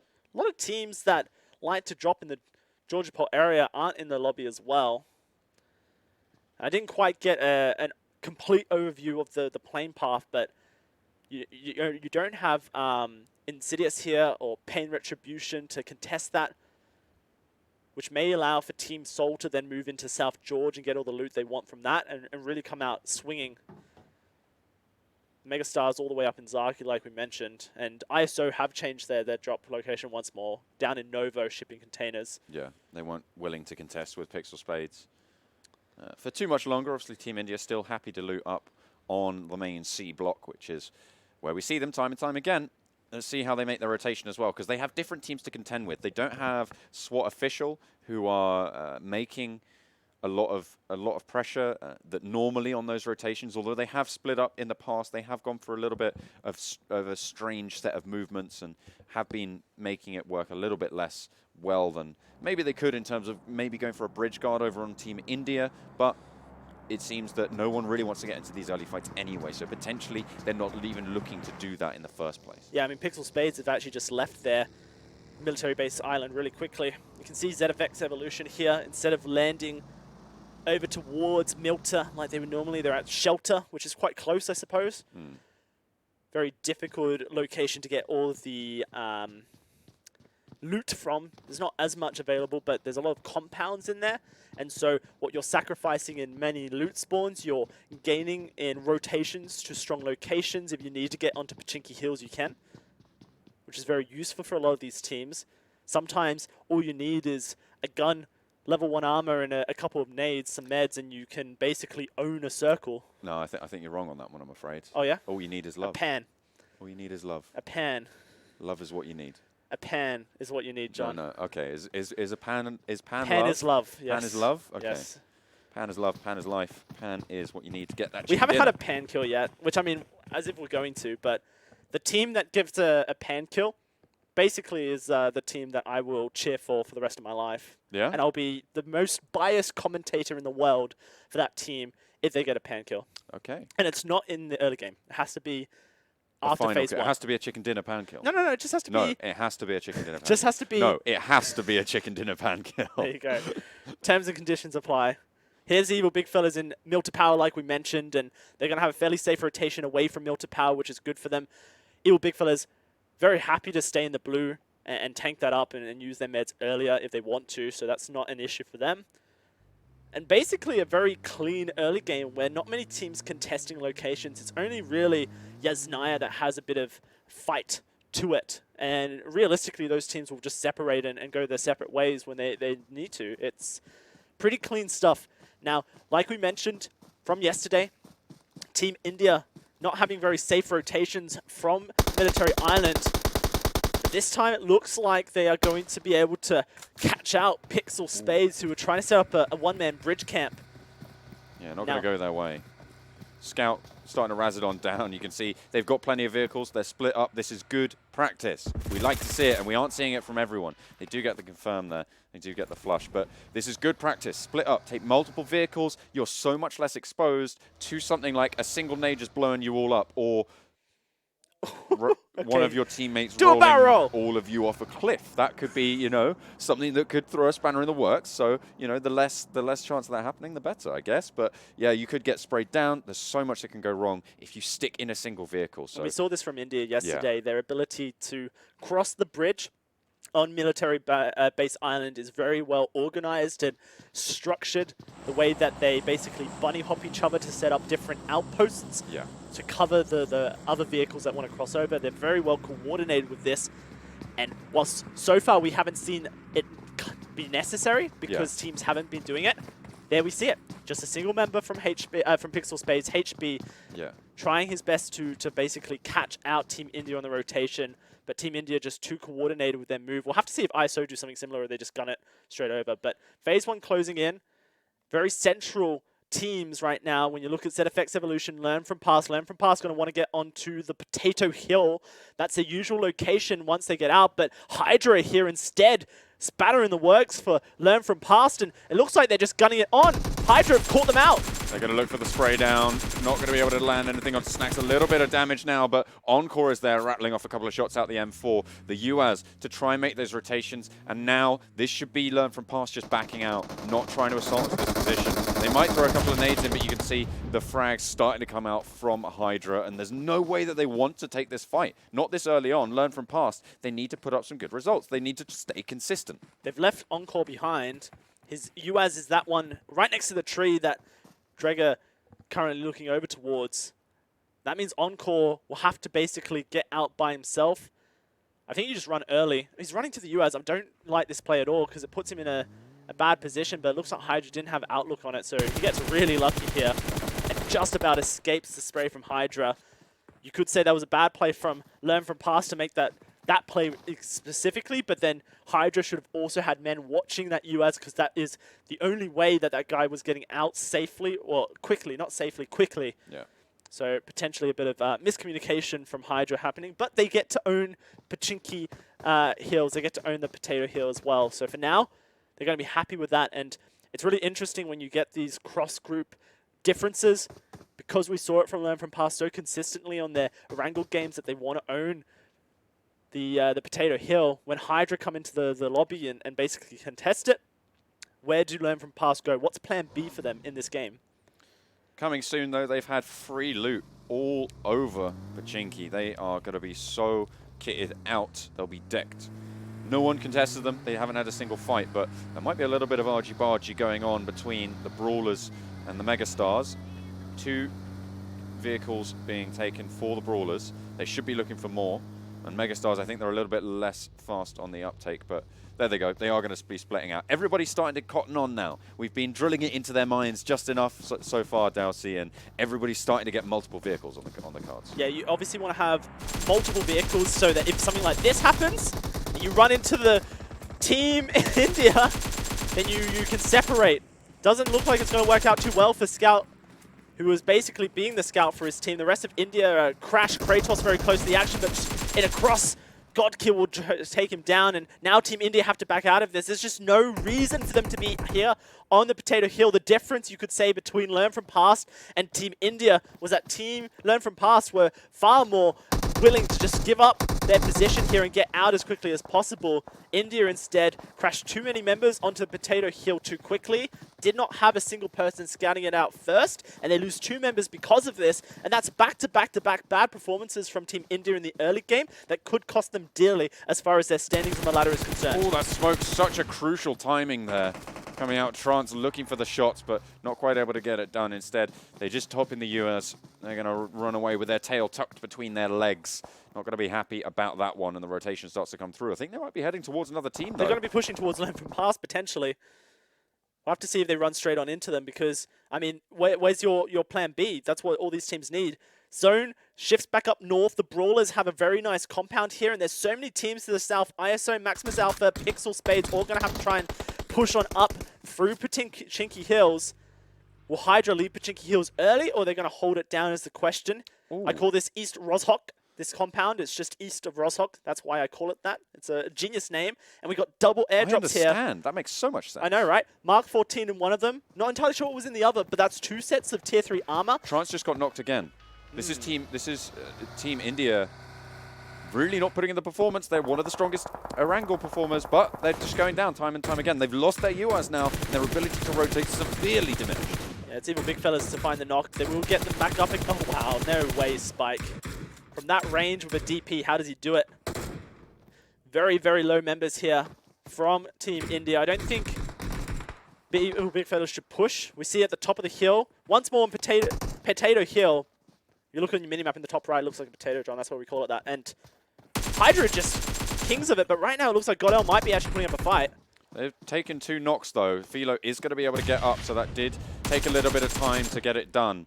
Joker, pretty low. Dryja as well, behind there. Bishma is going to be picked on up, and we'll see what else they can do. HYDRA have a lot of players moving towards their location, and they have to try and make it work, but over towards SKUL in apartments here, just off out to the east. Of course, you've got MegaStars and Coming Soon having made that rotation away from Pachinki, and on the upper floors here of these puzzle piece apartments, it's going to be the MegaStars trying to hold out.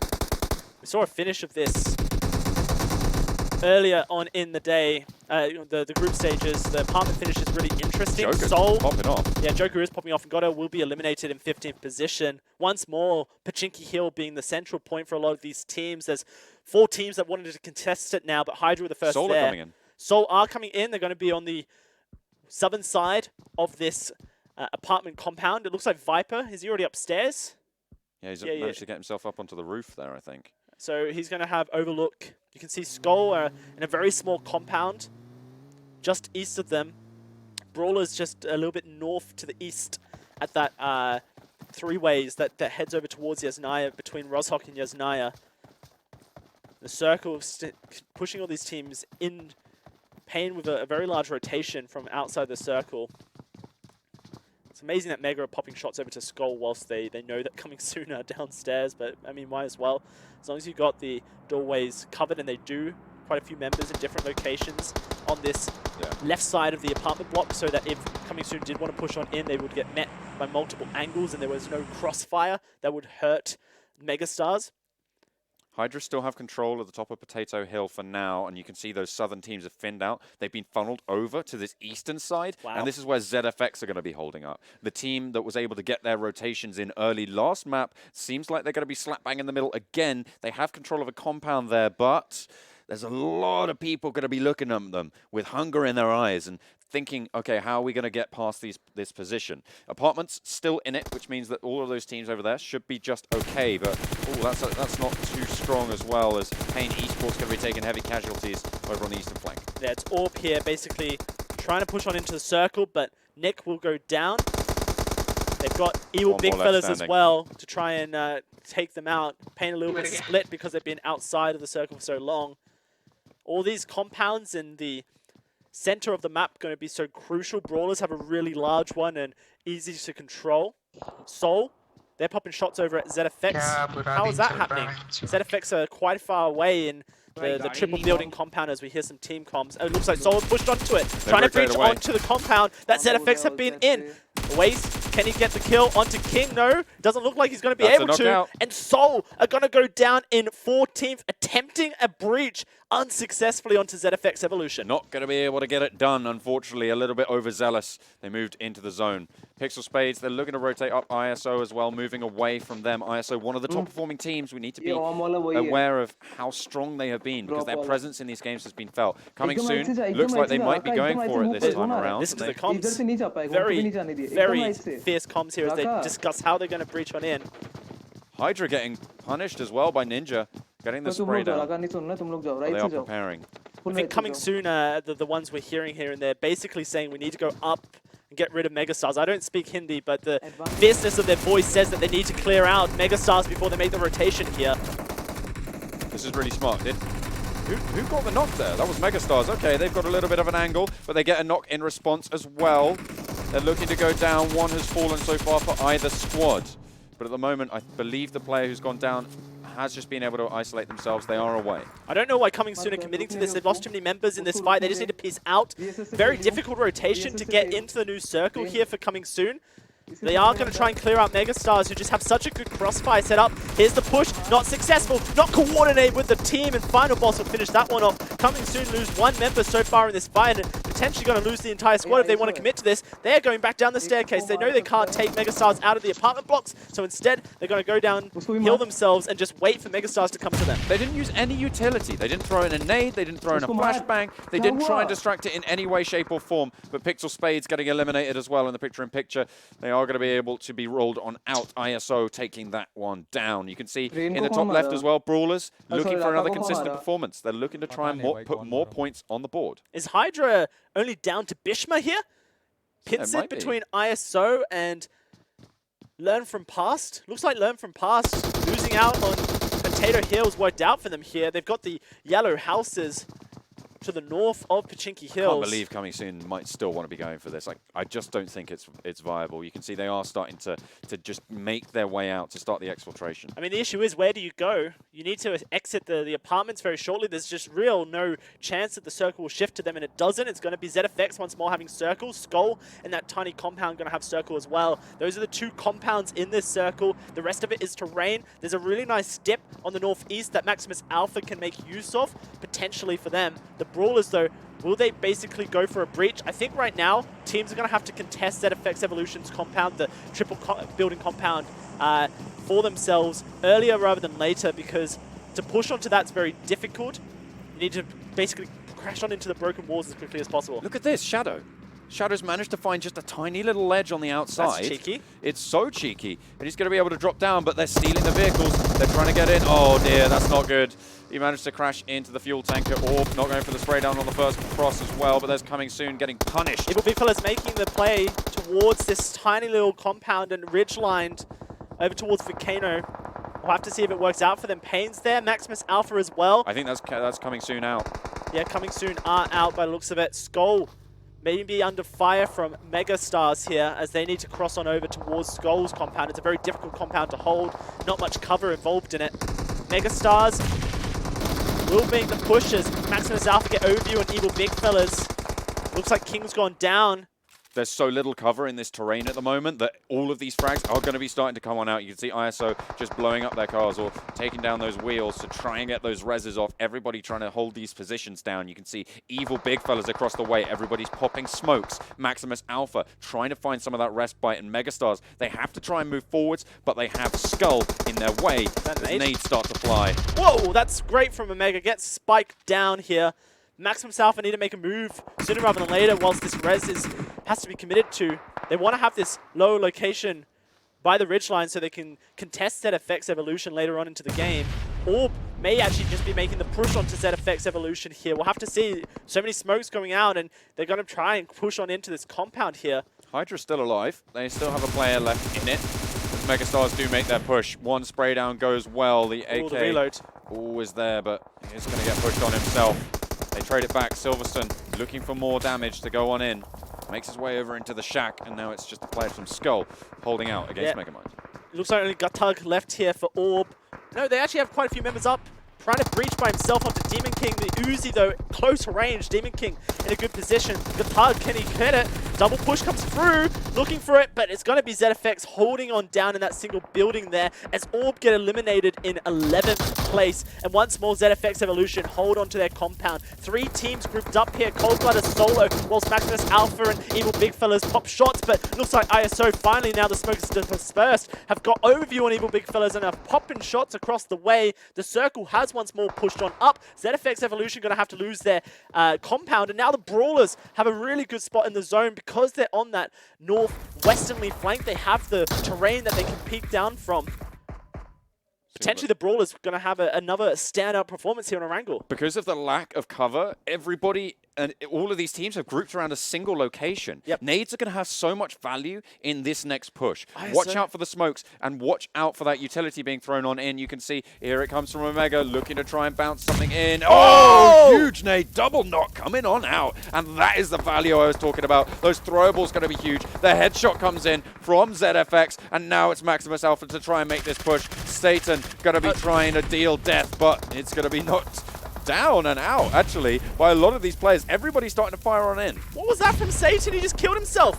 ZFX Evolution, sorry, Maximus Alpha basically get wiped.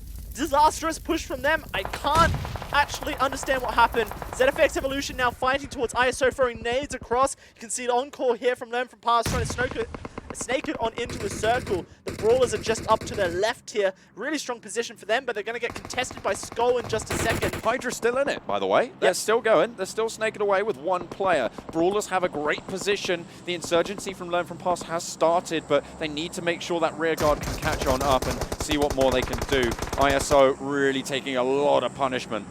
They're out in ninth there. ISO eliminated by the Evil Big Fellas from the nades from ZFX Evolution. Weren't able to come back from it. I love this position from the Brawlers, and this is something that we struggle to see in the Indian region, the ability to play around terrain. It's a weakness of these teams, but this circle here on Erangel is all about the terrain. Coldblood finally gets involved and takes out Cave Sharko, leaving only Jempty left alive from Evil Big Fellas. Really good timing on that push, was watching the kill feed, knowing when these players did eventually lose their lives. Bishma, solo for HYDRA in the blue, got some smoke cover to try and push on in.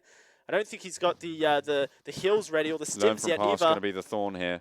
Needs to try and get some healing off. I think Novaking may have spotted him. This is fine. This is okay. I don't think they have just yet. Getting that first aid on board means that he is going to be set up for this next run. Has the smoke in front of him, but Learn From Past right there, ready and waiting. I think Encore did spot him out, but ZFX from up the top of the hill gave Bishma the chance to move on. Wiped. Dear. That's Learn From Past, and suddenly Bishma has a shout moving forwards. ZFX Evolution might be able to spot him snaking it on in, but he's snaking it directly to this terrain, lovely terrain that Brawlers have for themselves here. Probably the strongest terrain in the circle, currently speaking. King just spotted by Bishma. The spray down with the M4 comes through. He's not going to get the knock though, unfortunately. Bishma hits the deck. King hits the deck last second, and now for Bishma has to throw the smoke for cover. The circle moving on in, and ZFX Evolution going to have it. So are the Brawlers as well. Everyone on this eastern side of the road going to have to cross on over, and it's just two solos, Pain, Coldblood, and Evil Big Fella's Jempty. Final Boss has been very silent up here, but I think Novaking is aware of the position at the rocks. At the moment, ZFX probably the most known. The shots coming through, and that's actually MegaStars' Final Boss starting to rattle off those shots. He's been giving his position away though. Novaking runs on in. There's the M249. Don't even need to reload, he's just going to move around, go for the flank. He gets knocked though, Final Boss is able to get it done. Drops down, but he's very low and he's out. It's going to be iconic to get it done. Brawlers still there. How are the Brawlers losing these fights so heavily? I think now HYDRA their position is... No, they're still there. Oh, no. The Brawlers are so heavily compromised now. A 2-2 split for them. ZFX Evolution with a 2-1. And Bishma just sneaking up close. 5 teams remain here, and Coldblood and Jempty going to be forced with the circle across the road. They're going to have to pop shots at each other at some point. Is Bishma in the circle? Just about. Yeah, Brawlers really the focus of this next push. They were 2-2, but they had the terrain to just be free on those rotations. ZFX starting to try and push in. A lot of teams still alive, and you can see there's the fights going over on the other side as well as Evil Big Fellas get eliminated in 5th. Frost knows that he has to watch the cross coming through from Pain eSports Coldblood here, but the issue is that Demon King might just be able to find an angle if he stands up for too long. Coldblood going to be pushing on in across the road in just a second, and you would assume that Frost would be able to clean him up in just a second here. At least smoke cover, he might have a chance. He's throwing them out, trying to give himself as much room to work with. See, there's a smoke as well being lobbed on for Frost to try and get that cover. King might just be able to spot out Bishma there, but Coldblood gets spotted by ZFX. They're watching that cross as well, but he's tucked in behind the smoke. He's got a little bit of cover. Some shots being fired off. Look at all of the Brawlers looking behind them towards where ZFX Evolution is and where HYDRA Bishma is as well. We're in Phase 7, about to hit Phase 8. Going to get really tiny here, John. And finally the Brawlers, Frost peeking, finds Demon King. The nade finishes off Bishma. Demon King will try and crawl down the hill and find ZFX Evolution to get a res. The Brawlers sneaking closer, but again, Pain Coldblood being allowed to cross the road safely. He's going to get to the care package for a bit of cover and a refresh on his armor as well. He has a very damaged tier 1 armor. If he could get that level 3, it could help him massively here. Doubt he's going to take the Mark 14. That's irrelevant at this stage. It looks like it's between ZFX Evolution and the Brawlers, but depending on how Coldblood plays this, he could be the thorn in their sides, and we know already that Pain Coldblood is one of the most pinpoint accurate naders in the game. We've seen it time and time again from him, that he can just wipe squads with a single nade. Brawlers, though, Why are they hopping in vehicles? They're mounting up. Okay, let's see what they're able to get done. Coldblood does go down, so he's not going to be in this fight anymore. It's just 1 versus 1 in terms of the teams. These squads are going at it. Frost first to fall, so now it's 3 versus 3. Nice Molotov. There's a Molotov coming in. That's going to zone away the Brawlers' position as well. They're getting knocked on down. They're getting burnt away as well. A lot of damage getting poured on through, but ZFX, they're really going to struggle to try and climb this hill. 2 knocks here from the Brawlers. Frost Nice down. nade. That's another knock coming through. It's only Nova King to hold it for the Brawlers. ZFX know it, and they're pushing through the smoke to take out Nova King, to take Erangel in match 11 here in the PUBG Mobile Club Open. Erangel goes their way. ZFX again into the final circles, into the final play. 10 kills coming out from King. Huge numbers being put on the board there, totaling up for 17 on the chicken dinner. But the Brawlers as well, they are up there with a really strong showing, and with it, they are going to be ready and keeping their average up to try and take that top spot in the tournament. The Brawlers right now are showcasing that they're potentially the strongest team in the semi-final stage of the PUBG Mobile Club Open for India, but 10 kills for King, probably the biggest solo performance we've seen so far across group stages and semi-finals here, and a very crazy Erangel. Something that these Indian teams have time and time again struggled with, John, is terrain play. It's the thorn in their meta, something that they're not as used to, and this is why I think we're starting to see some certain new teams rise up the ranks, because they're the ones that are doing better when it comes to terrain play. The Brawlers are certainly picking their terrain fairly well most of the time, and ZFX Evolution in this game, they showcase their understanding of the different ridges around that circle to be able to push on up. Excellent stuff coming through them.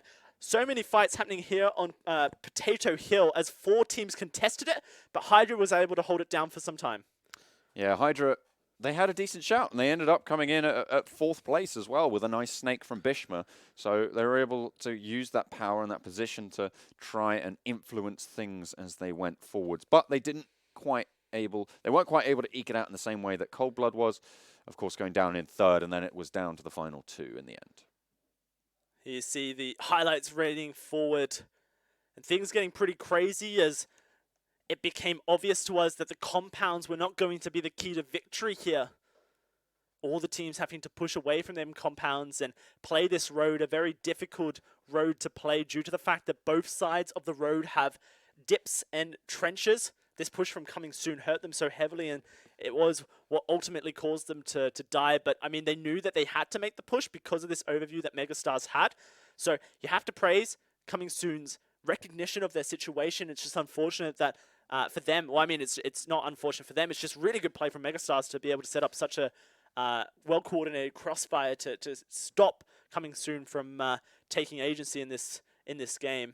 That is back-to-back chicken dinners, though, for ZFX Evolution. Yeah, that's crazy. And, I mean, the ZFX Evolution Sanhok victory, it's maybe not something to shout out about too much because of the way that the game did play. However, good in-game leader coming from them to put them in a position to win that. But here on Erangel, very well coordinated 1v1 against the Brawlers. All their nade play was spot on and holding their utility to when it mattered the most. Taking out Coldblood here, who could have been such a tricky person. I'm not sure I can really agree with some of the decisions the Brawlers made towards the end here, hopping in a vehicle, moving into smoke with it. It just seemed a little bit off from the Brawlers.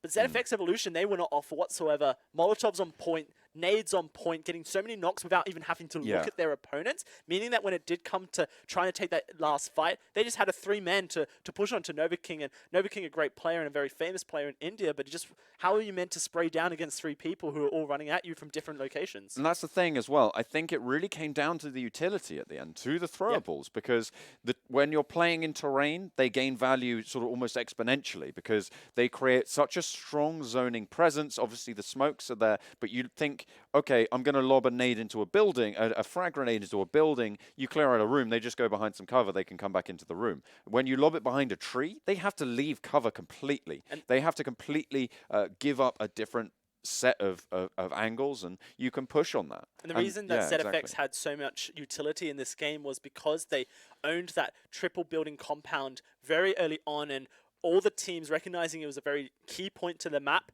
tried to push it. Soul tried to push it, Orb tried to push it, and because of that, you get basically 8 players worth of loot coming towards you. a refresh on your armor and your utility, which allows you to head on into the end game with far more resources. Some teams will try not to fight at all, John, so they can just get placement, but for ZFX Evolution, they were forced to defend their ground, and they were rewarded heavily by getting refreshes on their utility, which allowed them to win the end game circle, showcasing that as a team, they are fairly solid when it comes to back-to-back chicken dinners, and I don't think we've had the turkey yet, John.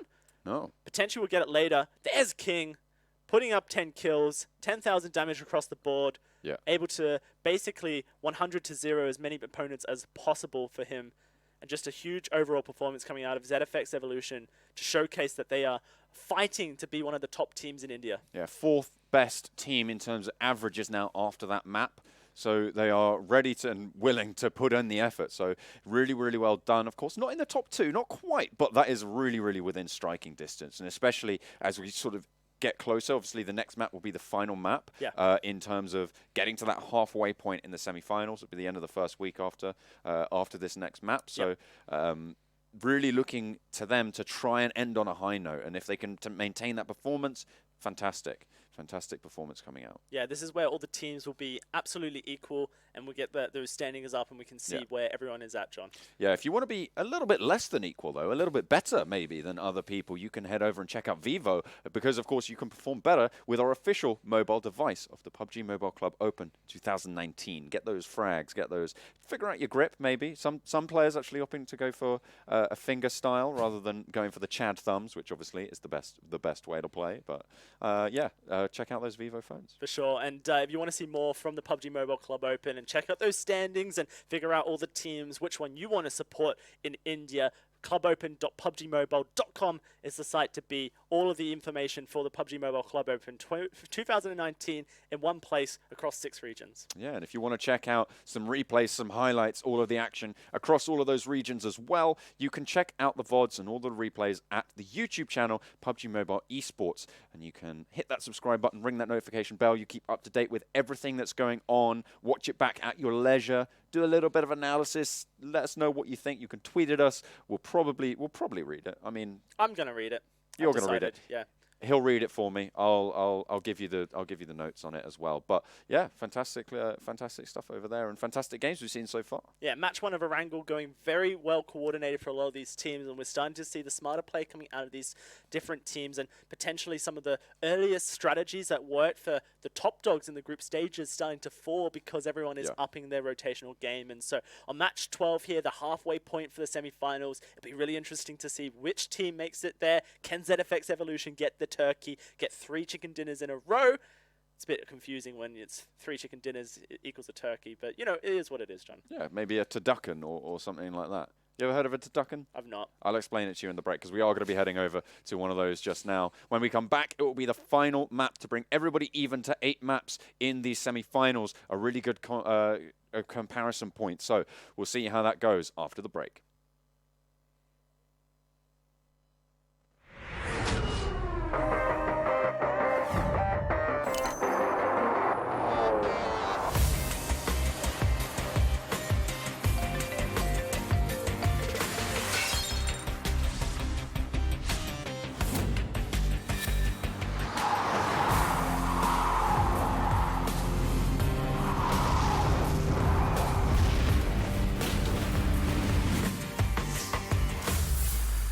Vivo.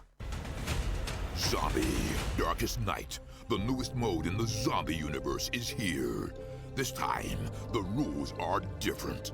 No more parachuting, as players will be placed at random locations on the map when the match begins, and there is no single winner. Players must work with their teammates to spend one long night in the match and stay alive until the sun comes up. Waves and waves of zombies will spawn during each of the 3 foggy periods at night, and supplies should only be scavenged when the fog fades. The main objective is not to defeat other players, though this doesn't mean they are harmless. Players may need to work with other teams when necessary, but should also watch their backs in case the Fragile Alliance goes south. This will be a unique experience for every player involved. This new mode also comes with a passive skill for every player. Understanding these skills will be the key to staying alive in this long night. Can you ride out the night?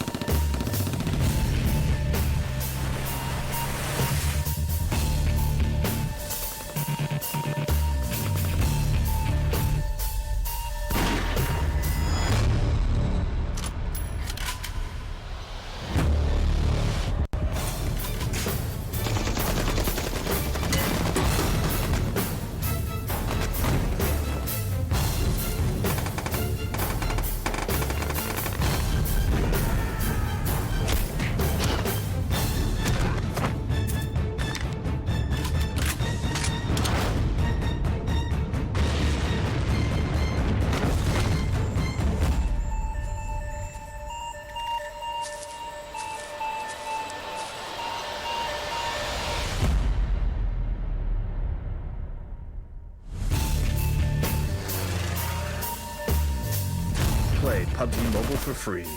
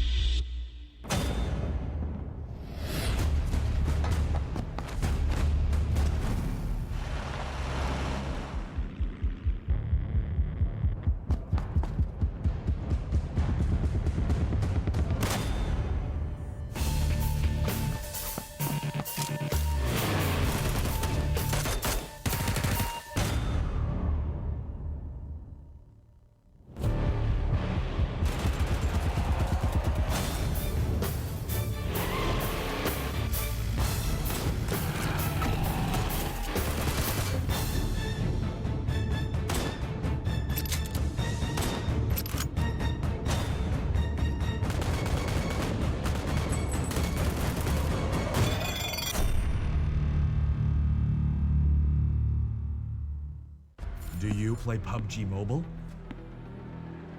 Maybe you never run out of stamina. Maybe you're always aware of your surroundings. Maybe you're an amazing cook with the pan.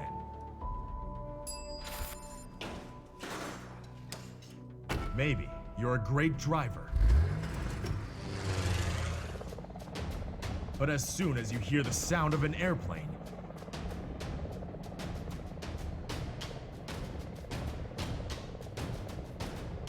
you get into the zone.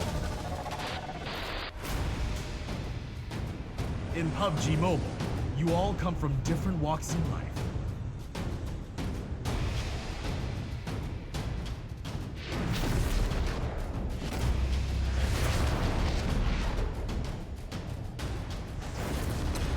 But you face the same dangers on the battleground.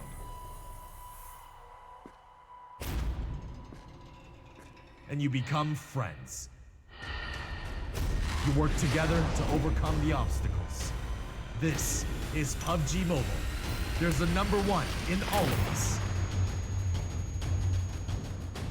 Welcome to the PUBG Mobile first anniversary party.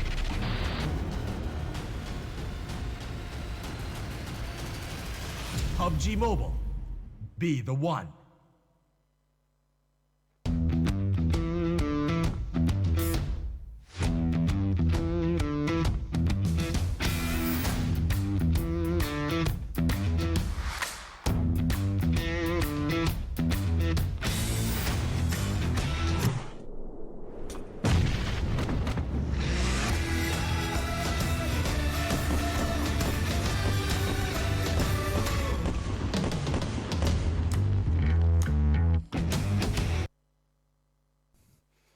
Welcome back to the final map of today. We're heading over into Erangel in just a minute once we get everyone live and ready in the lobby. My name is John Allen. I'm back with Dowsey, and we are ready to put everybody on an even footing to have a good comparison point here at the 8-match stage halfway through the semi-finals. Yep, all these teams will play 16 matches each, which means that they will have a very even spread of data, essentially, to really showcase that they deserve to go to the regional finals here in India. Lots of surprising teams showcasing their ability in the semi-finals, John, really upping their macro shot calling and, I guess, micro decision-making as well. Sure. Where did ZFX Evolution come from? Yeah, they've today just had back-to-back chicken dinners, right? Like, they are really, really strong. They've just come out of really like the middle of the pack, if we're honest, towards the bottom end of that, if then. And you're coming up against teams like Team India, obviously the outperforming themselves Team ISO as well, coming through. Seoul is in there as well, and you're just jumping in and getting so much done. Let's take a look at the standings currently before we head into this final map. You can see the Brawlers, they are within striking distance of Team Insidious. If they get 12 points in this next map, they will be sat atop the leaderboard going into the halfway point. Pretty impressive stuff. If ZFX Evolution were to get another chicken dinner as well, they could also be fighting for that top dog spot. Of course, they would rely on the Brawlers of having a fairly lackluster game. ISO as well, still very consistent, John, up in 4th position overall. This is a completely different standings board than what we had in the group stages. Team Insidious really the only team that have maintained success from group stages to semi-finals, and a lot of that is on the back of a huge day 1 performance where they got 113 points total. Their day 2 performance was very lackluster in comparison. All these other teams being far more consistent across their games and across their days as well. And it really begs the question as to what happened to some of the big dogs in India. What happened to Team India, to HYDRA, to Coming Soon, as they've fallen from the top 8. Well, people have got the read on them, it seems, and they've managed to try and adapt to this gameplay style and learn more and move it into the future, because they, of course, have learnt from the past. I mean, when you learn from the past, I mean, they're still doing all right, aren't they? They've had consistent performances today, a 6th, a 3rd, and in the last one they came 7th, so at least top 8s for them. ZFX Evolution, though, over the last 2 games has had so many kills, John. A total of how many kills? It's I think it's 10 over on Miramar, not on Miramar, on Sanhok. They got 27 over 2 games, is right? Yeah, 17 over on Erangel. So, I mean, that just showcases that not only are they doing really good as far as rotational ability is concerned to be getting in the top position in the endgame circles, but they're doing so with force. A 17-kill game on Erangel, 10 kills on Sanhok, and of course they were very isolated on the western side of the circle for so long, so it makes sense they would have a low kill count, but that's huge. 27 points just from kills over 2 games is massive stuff. Plus, well, that's over 3 games, so they didn't actually get any kills in the first game. Did they come 16th? No, they did not. I think they came around. So they got 11th. kills. I don't even know what we're talking about at the moment. No, John. They got no kills. They came 11th. They came 11th. Yeah, yeah. No So kills. they got some points, but that's crazy. Like over 2 games, you get 60 points for your placement. You get 27 kills, which means 27 points from your kills as well. And here's the teams that we're really questioning right now as to what happened over the transition from the group stages. Coming soon are just not showing up at all whatsoever. And we talked about that. At least in the past, they've been contested for their Pachinki drops on Erangel, and Erangel your anchor, so you expect teams to do okay there. But they were completely uncontested in Pachinki and still didn't have a very good performance. So we need to see something out of them sooner rather than later, because if any of these other teams start performing, Maximus Alpha, Evil Big Fellas, who should be performing as well, then Coming Soon could just be at risk of elimination come next week. For sure. I mean, they had an okay showing in that previous Erangel. It would be an okay showing if they had also other okay showings, but unfortunately the rest of them just not doing well. And of course, yet again, a disastrous performance coming in for GODL. They really haven't had any respite from these just bad performances, quite frankly, and it's just the running theme of this weekend, and it's unfortunate to see them on 31 points with one more map to go. I mean, the maximum they could even hope for with the best showing, probably around 45 points to come in, and even then they're not catching up to even escape the elimination bracket at this stage. That would require them to as well put like 15 kills out there, which is like a huge ask for a team that is underperforming. Then from past are creeping back into their spot. They're very understated, I think, John, in their performances, but that's fine. In the semi-finals, you can be understated because that is showcasing that you're a top performer without basically demanding teams figure you out immediately. And if they can continue to creep, then that will be very good for their chances at regional finals because they may not be the expected team to dominate over there.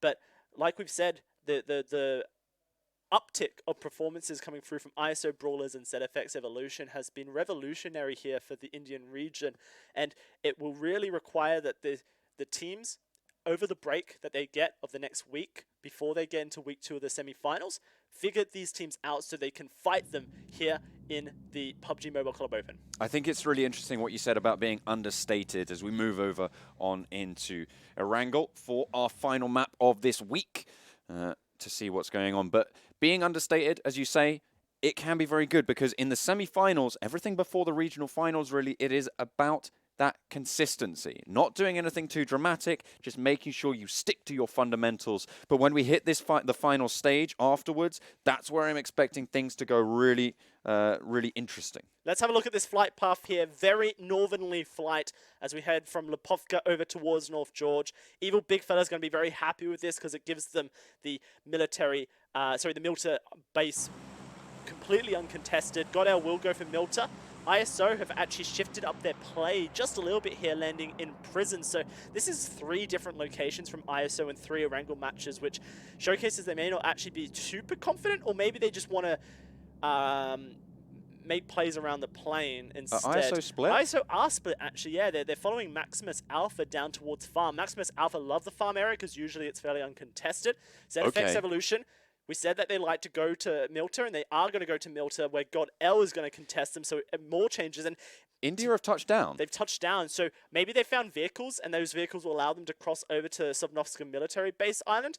We'll have to see. You can see, actually, yeah, there are vehicles, so will they be able to get across? Because if GODL, ZFX Evolution get any shots onto them right now, they could put so many bullets into them. Pain are actually crashing into Orb up in Yasnaya. We saw that last map. Yeah, we saw that last time around. But that's south. That's a heavy South George as well coming through. The question is for me, can Team India make this rotation before GODL get those guns, get those pickups, and get that loot? Because, of course, that's really going to be the deciding factor there. Only Hash is on that flank, and you can see GODL just starting to enter now. If India can make it past early, then they might be able to get something done. India even going to the military base island. We haven't seen them cross yet, so maybe they're going somewhere else. I'm really worried for ZFX Evolution. After so many fantastic performances and a different landing that they knew was uncontested, they decided to go back to their roots at Milta here, which GODL has consistently contested them when they could. Of course, being from the same group, they know that whenever they play on Erangel, they're going to have GODL. ISO have also made the rotation with their vehicles. That's why they split, because they wanted to go to different vehicle locations, and now they're over to Novo. But will ZFX Evolution be able to push deep into the tournament again? If they're going to change their dropping location to the Milta area, which they know GODL will land, because this has happened every game so far, will that hurt their chances again? Questions to be asked, John. We'll track it as we get on here. Brawlers once more, completely uncontested in Rozhok. That's been such a key to them, being able to rotate that from the north to the middle of the map when necessary. But we do get a very easternly circle, and if that pushes over towards Milta, that could really favour the Evil Big Fellas because they will already be on that cliff face. PixL Spades at the moment, they've got the control of these apartment blocks in South George. The containers, more than likely, I believe it was Seoul who was going to be landing there. Yeah, as always. As always, as they are wont to do. Try and get themselves some of that Gucci kit on board. Everybody, again, just going to take this one slow. So what I'm really looking for is where Brawlers are going to go. You can see that's Evil Big Fellas and ZFX having a little bit of a clash, and that's over towards Milton. This was the fear that we had. The M249 for Spike really early on with a Nice zoom on it as well, and trying to line the headshot onto King. I'm surprised that King is I think that sticking behind landed. this building. Yeah, he's going for the res, stuck it.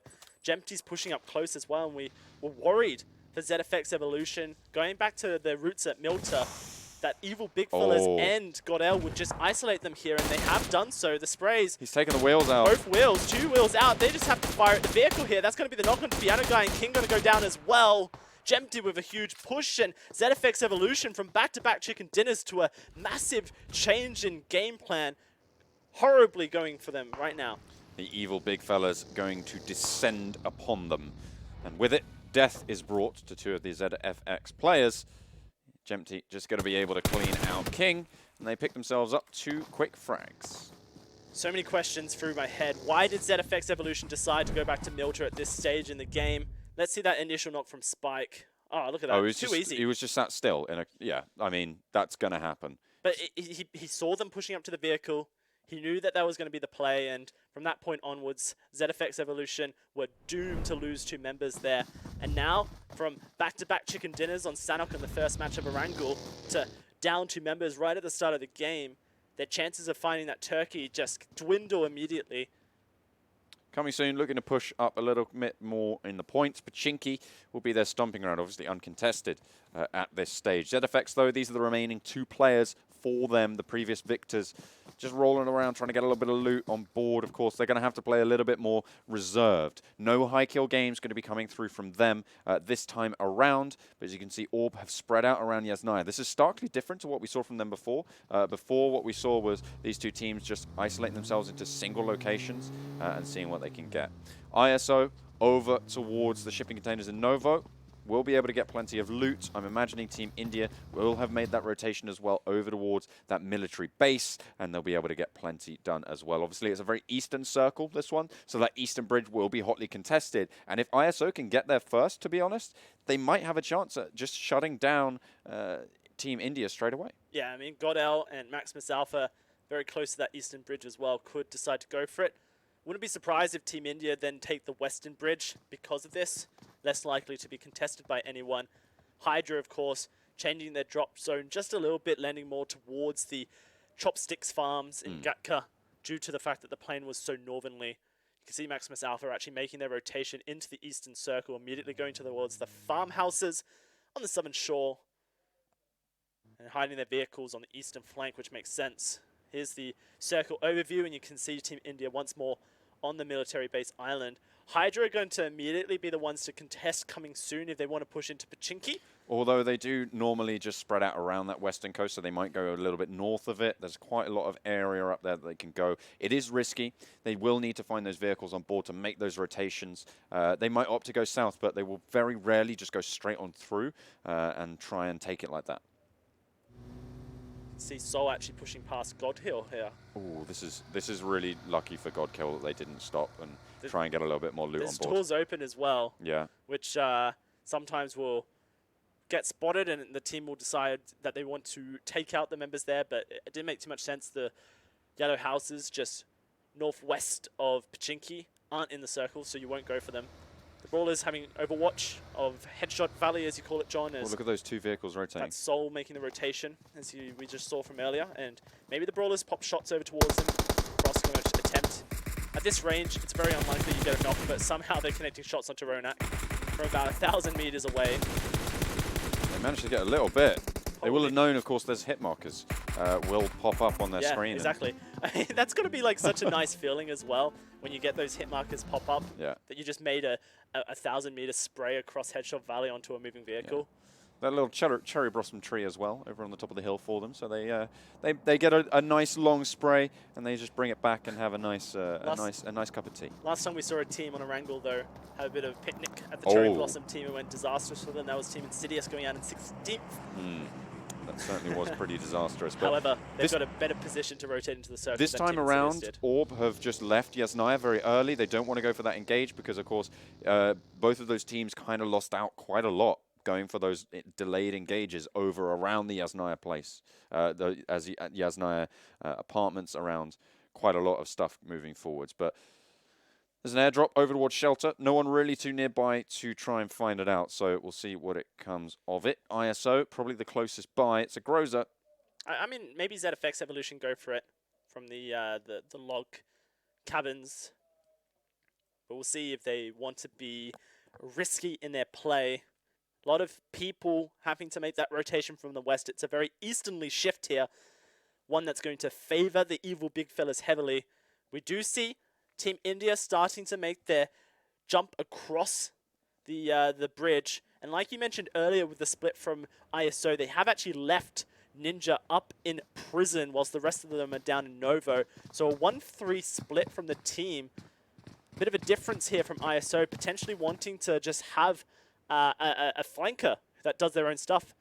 You never know why teams do this. Sometimes it's because their communication's breaking down and or sometimes it's a very deliberate decision made by the in-game leader because they want to guarantee that if they are going to a very far location that they will be able to get away from it. Now, remember back to the beginning of the game when Team India and ISO were crossing? They actually saw each other in the vehicles. That's why India has spotted up here. Yeah, this is ISO making the rotation. So because Team India saw ISO going to Novo, now they're camping the bridge to try and stop ISO from crossing. We'll have to get a camera back on that because I really want to see if ISO just gun it. But in the meantime, it's the Brawlers coming under fire. One of them does get knocked. Of course, they're looking to post about 12 points. I think, well, if they get 12 points, they will be in first position in this semi-final. They've already managed to climb up to second, so we'll see how they're able to do. But with one player going down, that's going to throw a spanner in the works for them. HYDRA starting to look to push on in nearby as well, but they just rotate away. They don't want any piece of that, and I think the Brawlers might just leave their teammate to go down. Ooh, there's the cross. They're zooming across. Avi hasn't even stopped on the 3-person. He's going to let his teammates go for that. That's really smart by Scout, who's now going to go for the spray down with the M4 onto Shidu. Going to get the knock fairly easily. They stop on the bridge. This is going to get to the water. Aladdin gets down, but they're going to lose Shidu. I think they lose Avi as well. ISO get destroyed by Team India. Smart play coming through for them, just remembering that ISO went to Novo and punishing ISO's blatant ignorance when it came to crossing the bridge there. Something that Team India have just done so time and time again has been so coordinated with their bridge crosses, making sure that they do it slowly in case this happens. And now Team India showcasing that that's why they do it. Yeah. So easy to catch a team out. Fantastic performance, fantastic hold. And I think the Brawlers actually did manage to save their teammate. Iconic got up, yep. Moving on there. Interestingly enough, one of the ISO players did just drop off the bridge when he was downed. That means, of course, if they want the loot from the body, they have to go and swim for it, and they're not going to be going for it. They went to they didn't take any island, damage at all. Yeah, they should be all right. They should be okay. But you know, it's just it's inches that become miles in this sort of situation. I don't know about you, John, but I find these Milton Hills Burning Forest fights just so painful to play when I play PUBG. There's just so many trees that you need to be aware of, so many locations that have cover and good angles from those hills. And since we're getting that kind of shelter / Milton Hill finish, going to be really interesting to see how these teams play it. Currently HYDRA at the yellow houses by the log cabins. ZFX Evolution, there are 2 players that remain going to be holding out there for now as learn from pass, cross on into the circle. Looks like SKUL deciding to go for the yellow houses just above farm, where coming soon have posted up for now. They do manage to get away. They're taking shots from the back. SKUL lose some tires on that UAZ. That's not the best to see. Actually, you can see ISO did go over and loot his teammate. Yep. Aladdin able to get that one. If you're Team India, do you look to confirm the kill, or do you just decide circle priority is more important? They're so weak at this stage. They know there's only one player. Yeah. It's not going to be the priority to try and take him down. They can just leave him to the dogs, as it were, to pick them up a little bit later. Remember what ISO did at the beginning of the game, John? They left Ninja all alone in prison. No one there to post his bail, though. But it's worked out for them, John. That awareness has meant. Has it though? Well, they've kept one member alive in the center of the map for now. Okay. Ninja's going to be playing a flanker role and just lurking around. MegaStars are done with the Brawlers, who are trying to pick up that M249, I believe it was. They haven't taken too much damage though. They might just be able to get away with it as well. Mini fire is really scary. Shadow switches to the AK, iron sights to try and spray on down onto the Brawlers, who look like they spun out. The vehicle's blown up. Now they're isolated in such an awkward position. This valley near shelter. And the MegaStars going to try and push on forward and take out Brawlers early. Force them to really consider their play here. It looks like Frost got away from the group, so that's good. They've at least got one player up the hill who should be safe. It's just Nova King, Dark, and Iconic that I think are in trouble. No, it's just Dark and Nova King.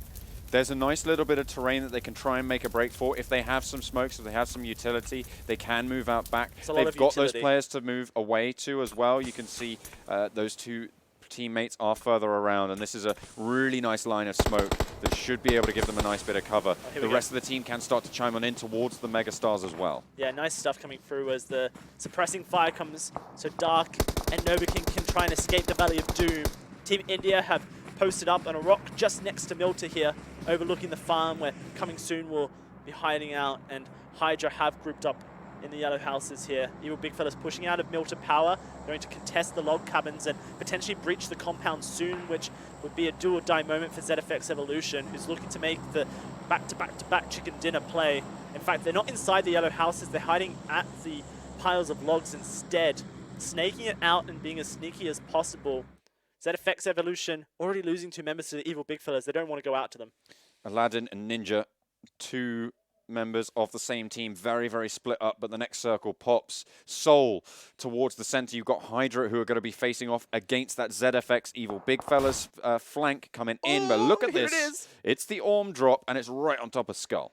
Let's get some Orm play. I love my Orm play. Do you like Orm play? I love Orm play, John. Do you? SKUL looking towards it. There is quite a couple people there. It's Team 12. Who are Team 12? Team 12? They're Learn from Pass. Learn from Pass. Yep. Who will be overlooking that as well. Boom! Big shots coming through from the M249. M24, sorry, I should say.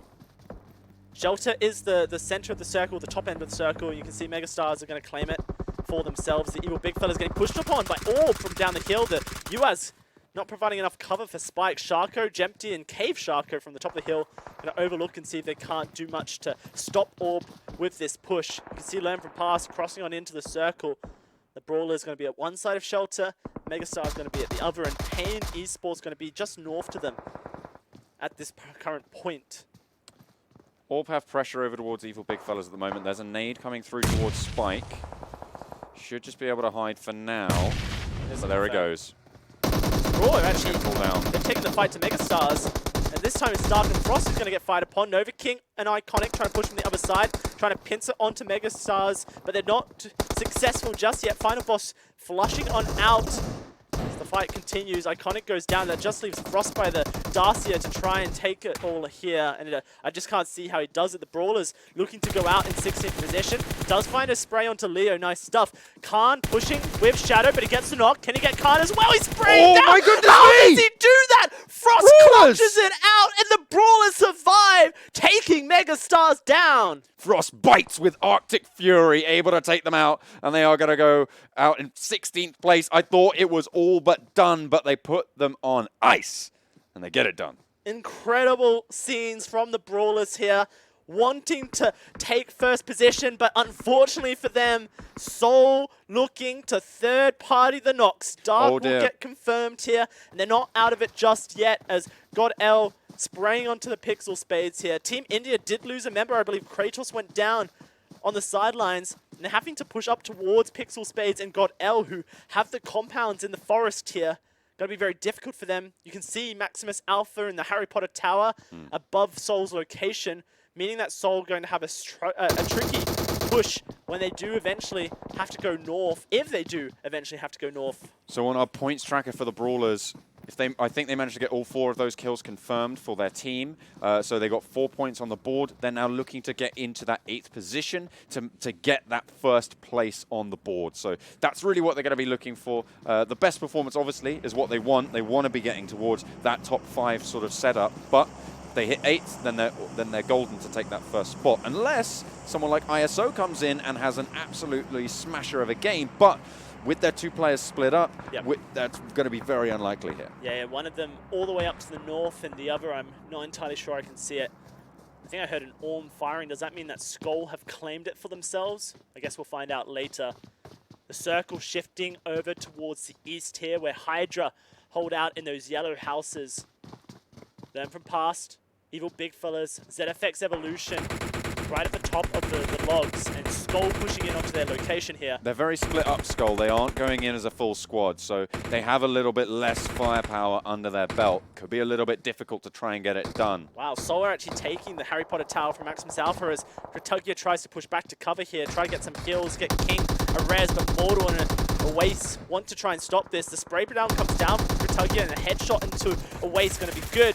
Mortal gets the jumping spray onto Kritugia, and we'll be able to get the revive, you'd think, onto a Waste in the Harry Potter tower. 2 downs by the tower. I think one was further up the hill. We'll see if they're able to get it done. But PixL Spades now starting to try and move on forwards. But Pain Esports, they're taking the hurt over onto Learn from Past as well. The backup is going to go in from Seoul as this rotation from the west starts to come on through. PixL Spades zooming up the hill, trying to get to the log yard for themselves. It's going to be very difficult as they crash on in there. About 4 teams already pushed up, and they've gone straight into HYDRA here. Going to be spraying down, confirming kills onto HB and RNG Gaming, I believe. This is a really hectic 5th zone. There's 15 teams still standing, and you can see how spread out everyone is, how dotted around they are. Everyone needs to try and find that next spot to get a little bit of strength, but at the moment, Orb trying to push it in. They're not having great chances against Evil Big Fellas. A tug, 2 knocks with a single nade off our screens. ISO have actually regrouped at the top of the circle, very close to where the Brawlers are and Maximus Alpha. You can see SKUL, Jonathan with the Orm, yeah, looking to try and pop shots over towards GODL down this hill. Another nade from Sharko to find another knock. Evil Big Fella's firing back onto Orb this time from down the hill. Now the Brawlers under fire as well. PixL Spades will go out, and so will the Brawlers. 14th and 15th position for them, and I think the Brawlers are now out of top place, but Orb trying to keep this alive against Evil Big Fellas. The spray down's onto Neo. That's a burning vehicle. Neo, you need to get away from it. I'm pretty sure it hasn't been blown up yet. Oh no, it has. I'm silly. It's very much blown up. Okay. We'll see how it goes. HYDRA, decent position at the moment on the western side of the circle. Evil Big Fella's vying for it, but this northern flank is so messy. Yes. Nobody really with a safe spot at this stage. About 8 teams all crowded into that northern side of the circle, and SKUL losing their split here. They had a 3-1 split. And unfortunately for Ashish, it is going to be GODL to clean that one up. Look at Team India, though, snaking up behind SKUL. They've heard that Orm going off, and it doesn't look like SKUL are aware whatsoever of Trance's flank onto them. Could be detrimental if India wanted to snake all the way up and try and steal that Orm from Jonathan, as well as take that position on the eastern flank. ISO, Aladdin trying to keep them in the running as they spray through the smoke onto Pain here. They can take out Pain, then all they have to deal with is learn from past in the Harry Potter tower. I mean, a hard task, it's not easy. Looks like the spray downs have come through onto SKUL as well, but where from? North? Potentially that's where they're currently smoking towards. This is the time for Team India to strike if they wanted to, and looks like Trance is going to go for it. He's pushing up. Is he going to get the spot? Jonathan, though, it's at the back. Drops the smoke down, and he's going to change his angle, but Pain Esports trying to fight out with ISO as well, making this push.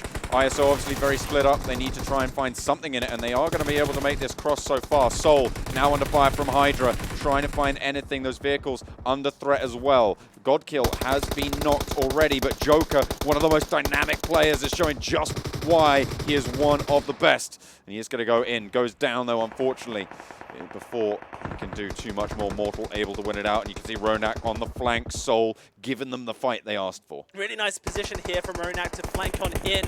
Will it be successful enough is the question. Teams going out quickly, and it is going to be Soul losing members across the board. Evil losing members to Viper going out. So that is going to be HYDRA, Learn from Past, all taking out Soul here. Maximus Alpha. Swag. I mean, the Mega's just hiding here. Encore throws a nade in, but I mean, I don't think it's going to connect because it's going to hit the Darcy instead of blowing up on Maximus Alpha. There's another nade, though. Drops another smoke. Yeah. This is crazy as SKUL go out to Evil Big Fellas. That means that Team India now can push on into the circle. The spray down coming through from Learn from Past through the smoke will find a Mega. And Maximus Alpha out in 10th. Here we see Orb snaking at the top of the circle, trying to find position from the high ground here. All these teams closing in so heavily. 9 teams in phase 6. We're almost at phase 7 here, John. Nick's going to get spotted as he gets sprayed on down by Dreger. It's so difficult to know who has a strong position here, but I'm looking to teams like Team India. Of course, no one has 4 players left standing. We're in phase 6 now. There's 9 teams, or wait, there are 8 teams as ZFX go out. They are going to get... Oh no, ZFX still have 2. Still have 2, but Viru is down. I think currently Orb probably have the strongest position, but the circle shift onto ZFX Evolution, onto PixL Spades, and Team India with a chance to crawl on into it.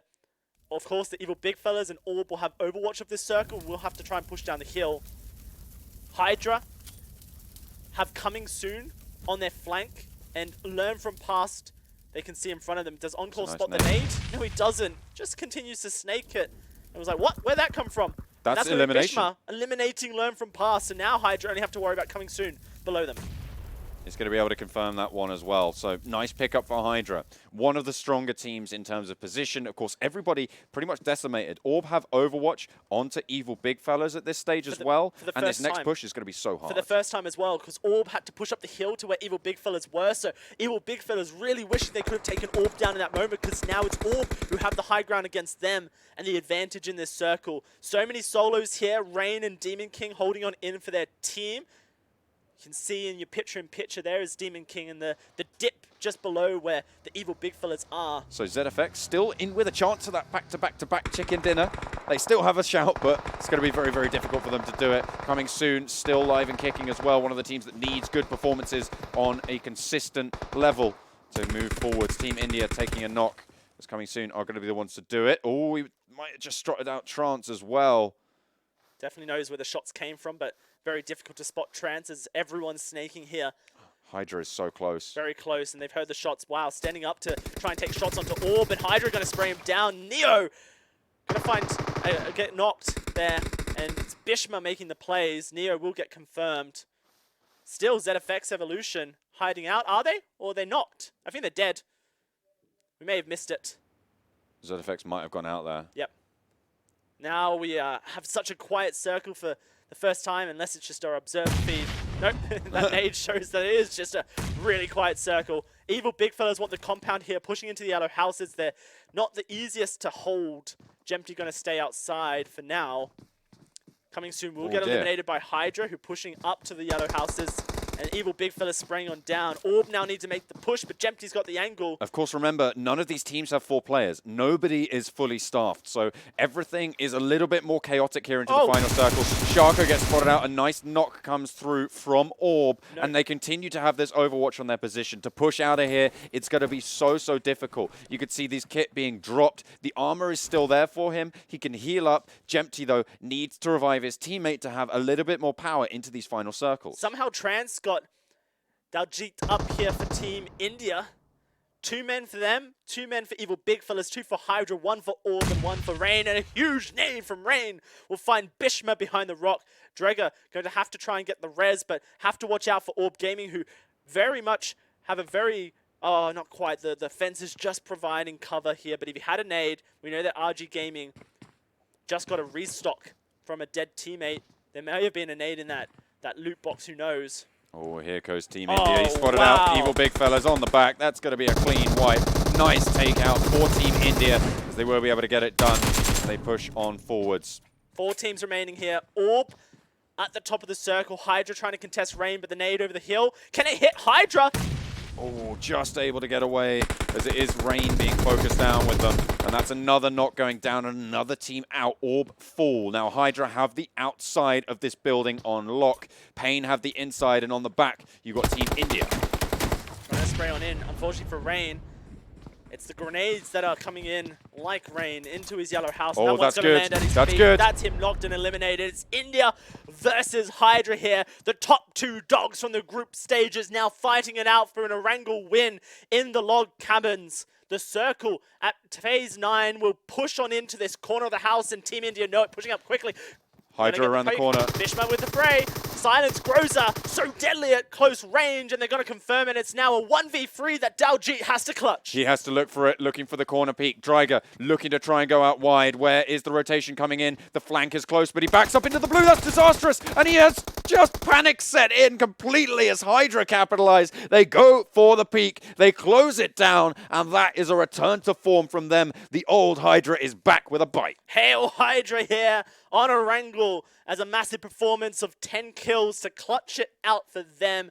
Calm, calculated, slow rotations into the circle. Win it out here on Erangel. Match 12 as we come to a halfway point in the semi-finals.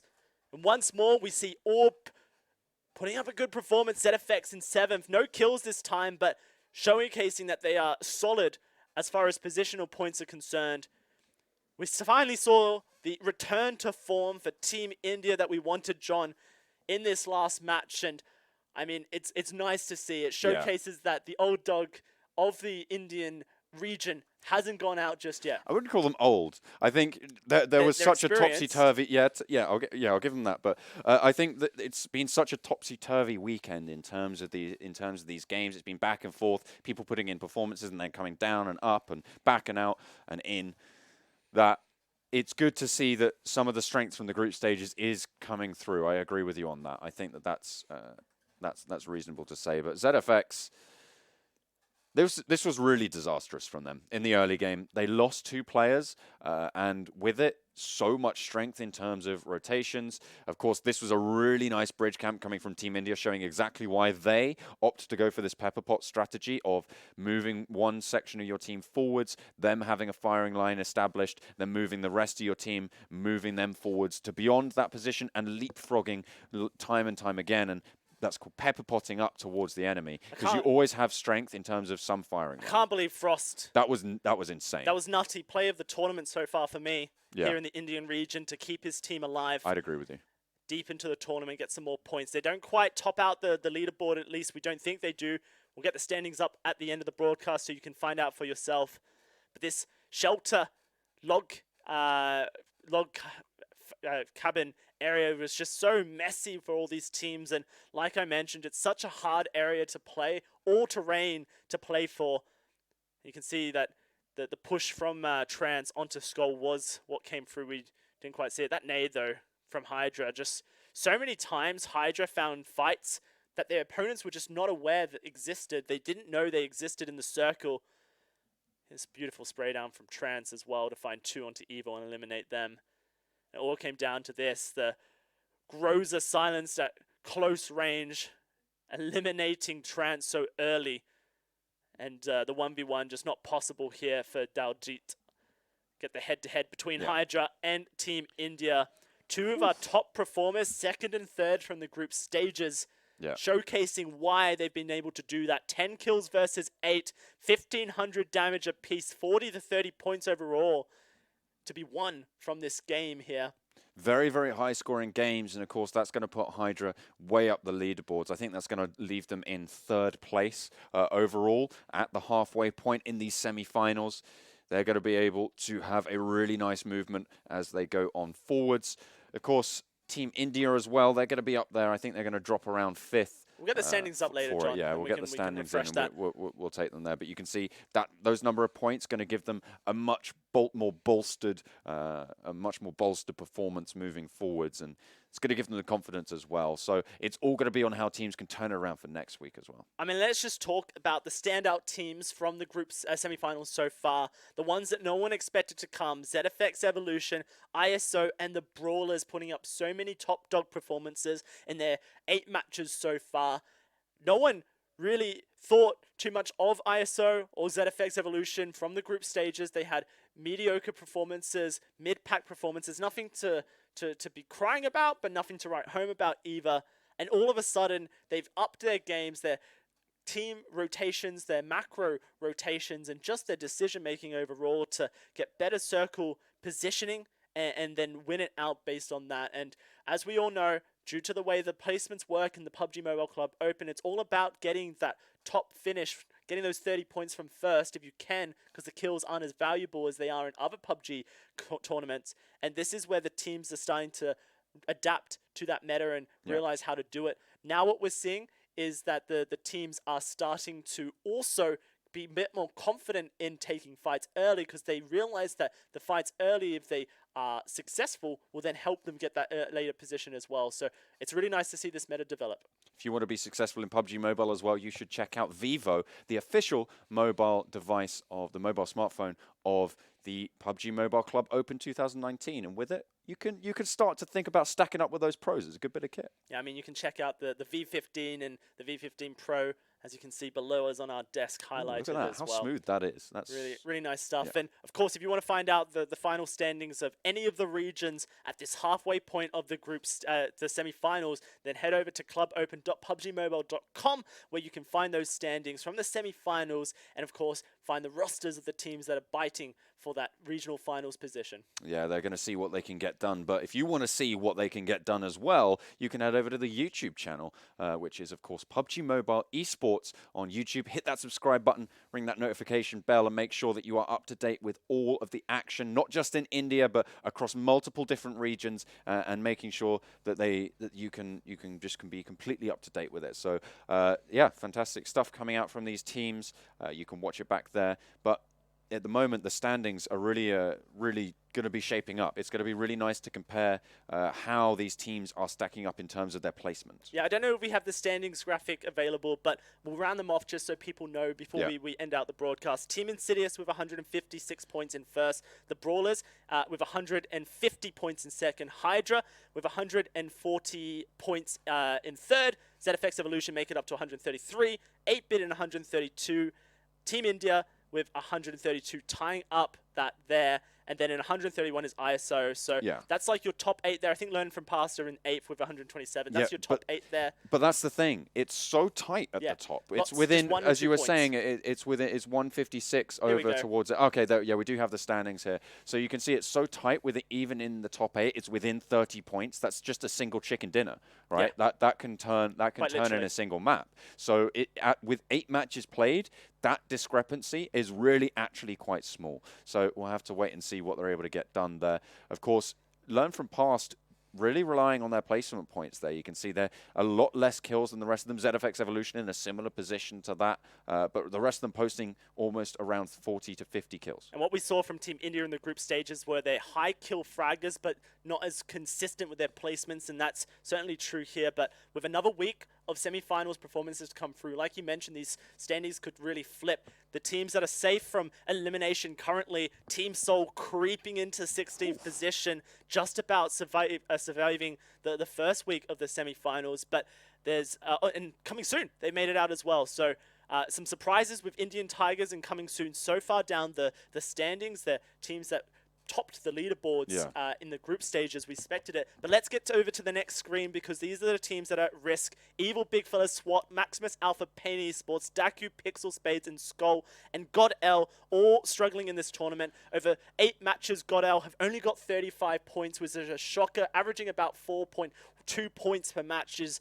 atrocious for them, and they're really going to go back to the drawing board and figure out that one, because they need to put up a big performance in week 2 if they want to avoid elimination. And this is the thing, all the way up even from SKUL. I think SKUL and PixL Spades are a little bit lower, but you look at everywhere from DAKU all the way up to Team Insidious right in first. Those point jumps are very, very close, which means this is a very volatile Literally situation. 20 the biggest points between DAKU and Team Seoul. Exactly, and then of course the next jump you really have is over between Coming Soon and MegaStars. It's a 10-point jump there, and then you go up, and it's all just very, very low and very, very close. Yeah, it's incredible stuff here in the semi-finals as we close out week 1, John, and it just means that the week 2 action for the semi-finals are going to be even more heated up here in the Indian region for the PUBG Mobile Club Open. Of course, all the fans at home are going to be raring to go, and if you want to find out more information of when that schedule is, head over to clubopen.pubgmobile.com, get that schedule up for match day 4 with match 13 coming next week on Friday.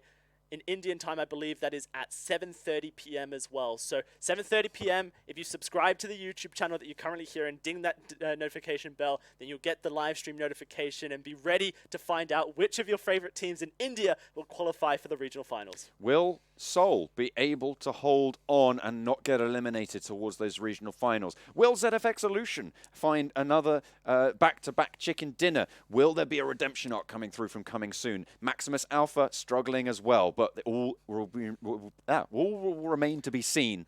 All will remain to be seen next week if you come ahead and tune in then. But for now, I've been John Allen. With me has been Dowsey. Thank you so much for joining me. Thank you so much for watching at home. We've had an absolutely great week so far. We'll see you next time at the PUBG Mobile Club Open.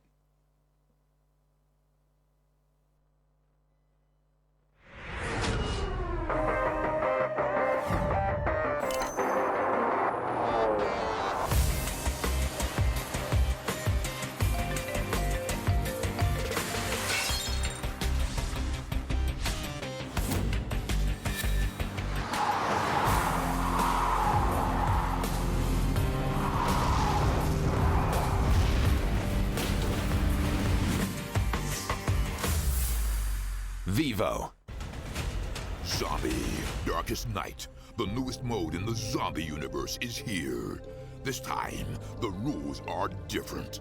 No more parachuting, as players will be placed at random locations on the map when the match begins, and there is no single winner. Players must work with their teammates to spend one long night in the match and stay alive until the sun comes up. Waves and waves of zombies will spawn during each of the 3 foggy periods at night, and supplies should only be scavenged when the fog fades. The main objective is not to defeat other players, though this doesn't mean they are harmless. Players may need to work with other teams when necessary, but should also watch their backs in case the Fragile Alliance goes south. This will be a unique experience for every player involved.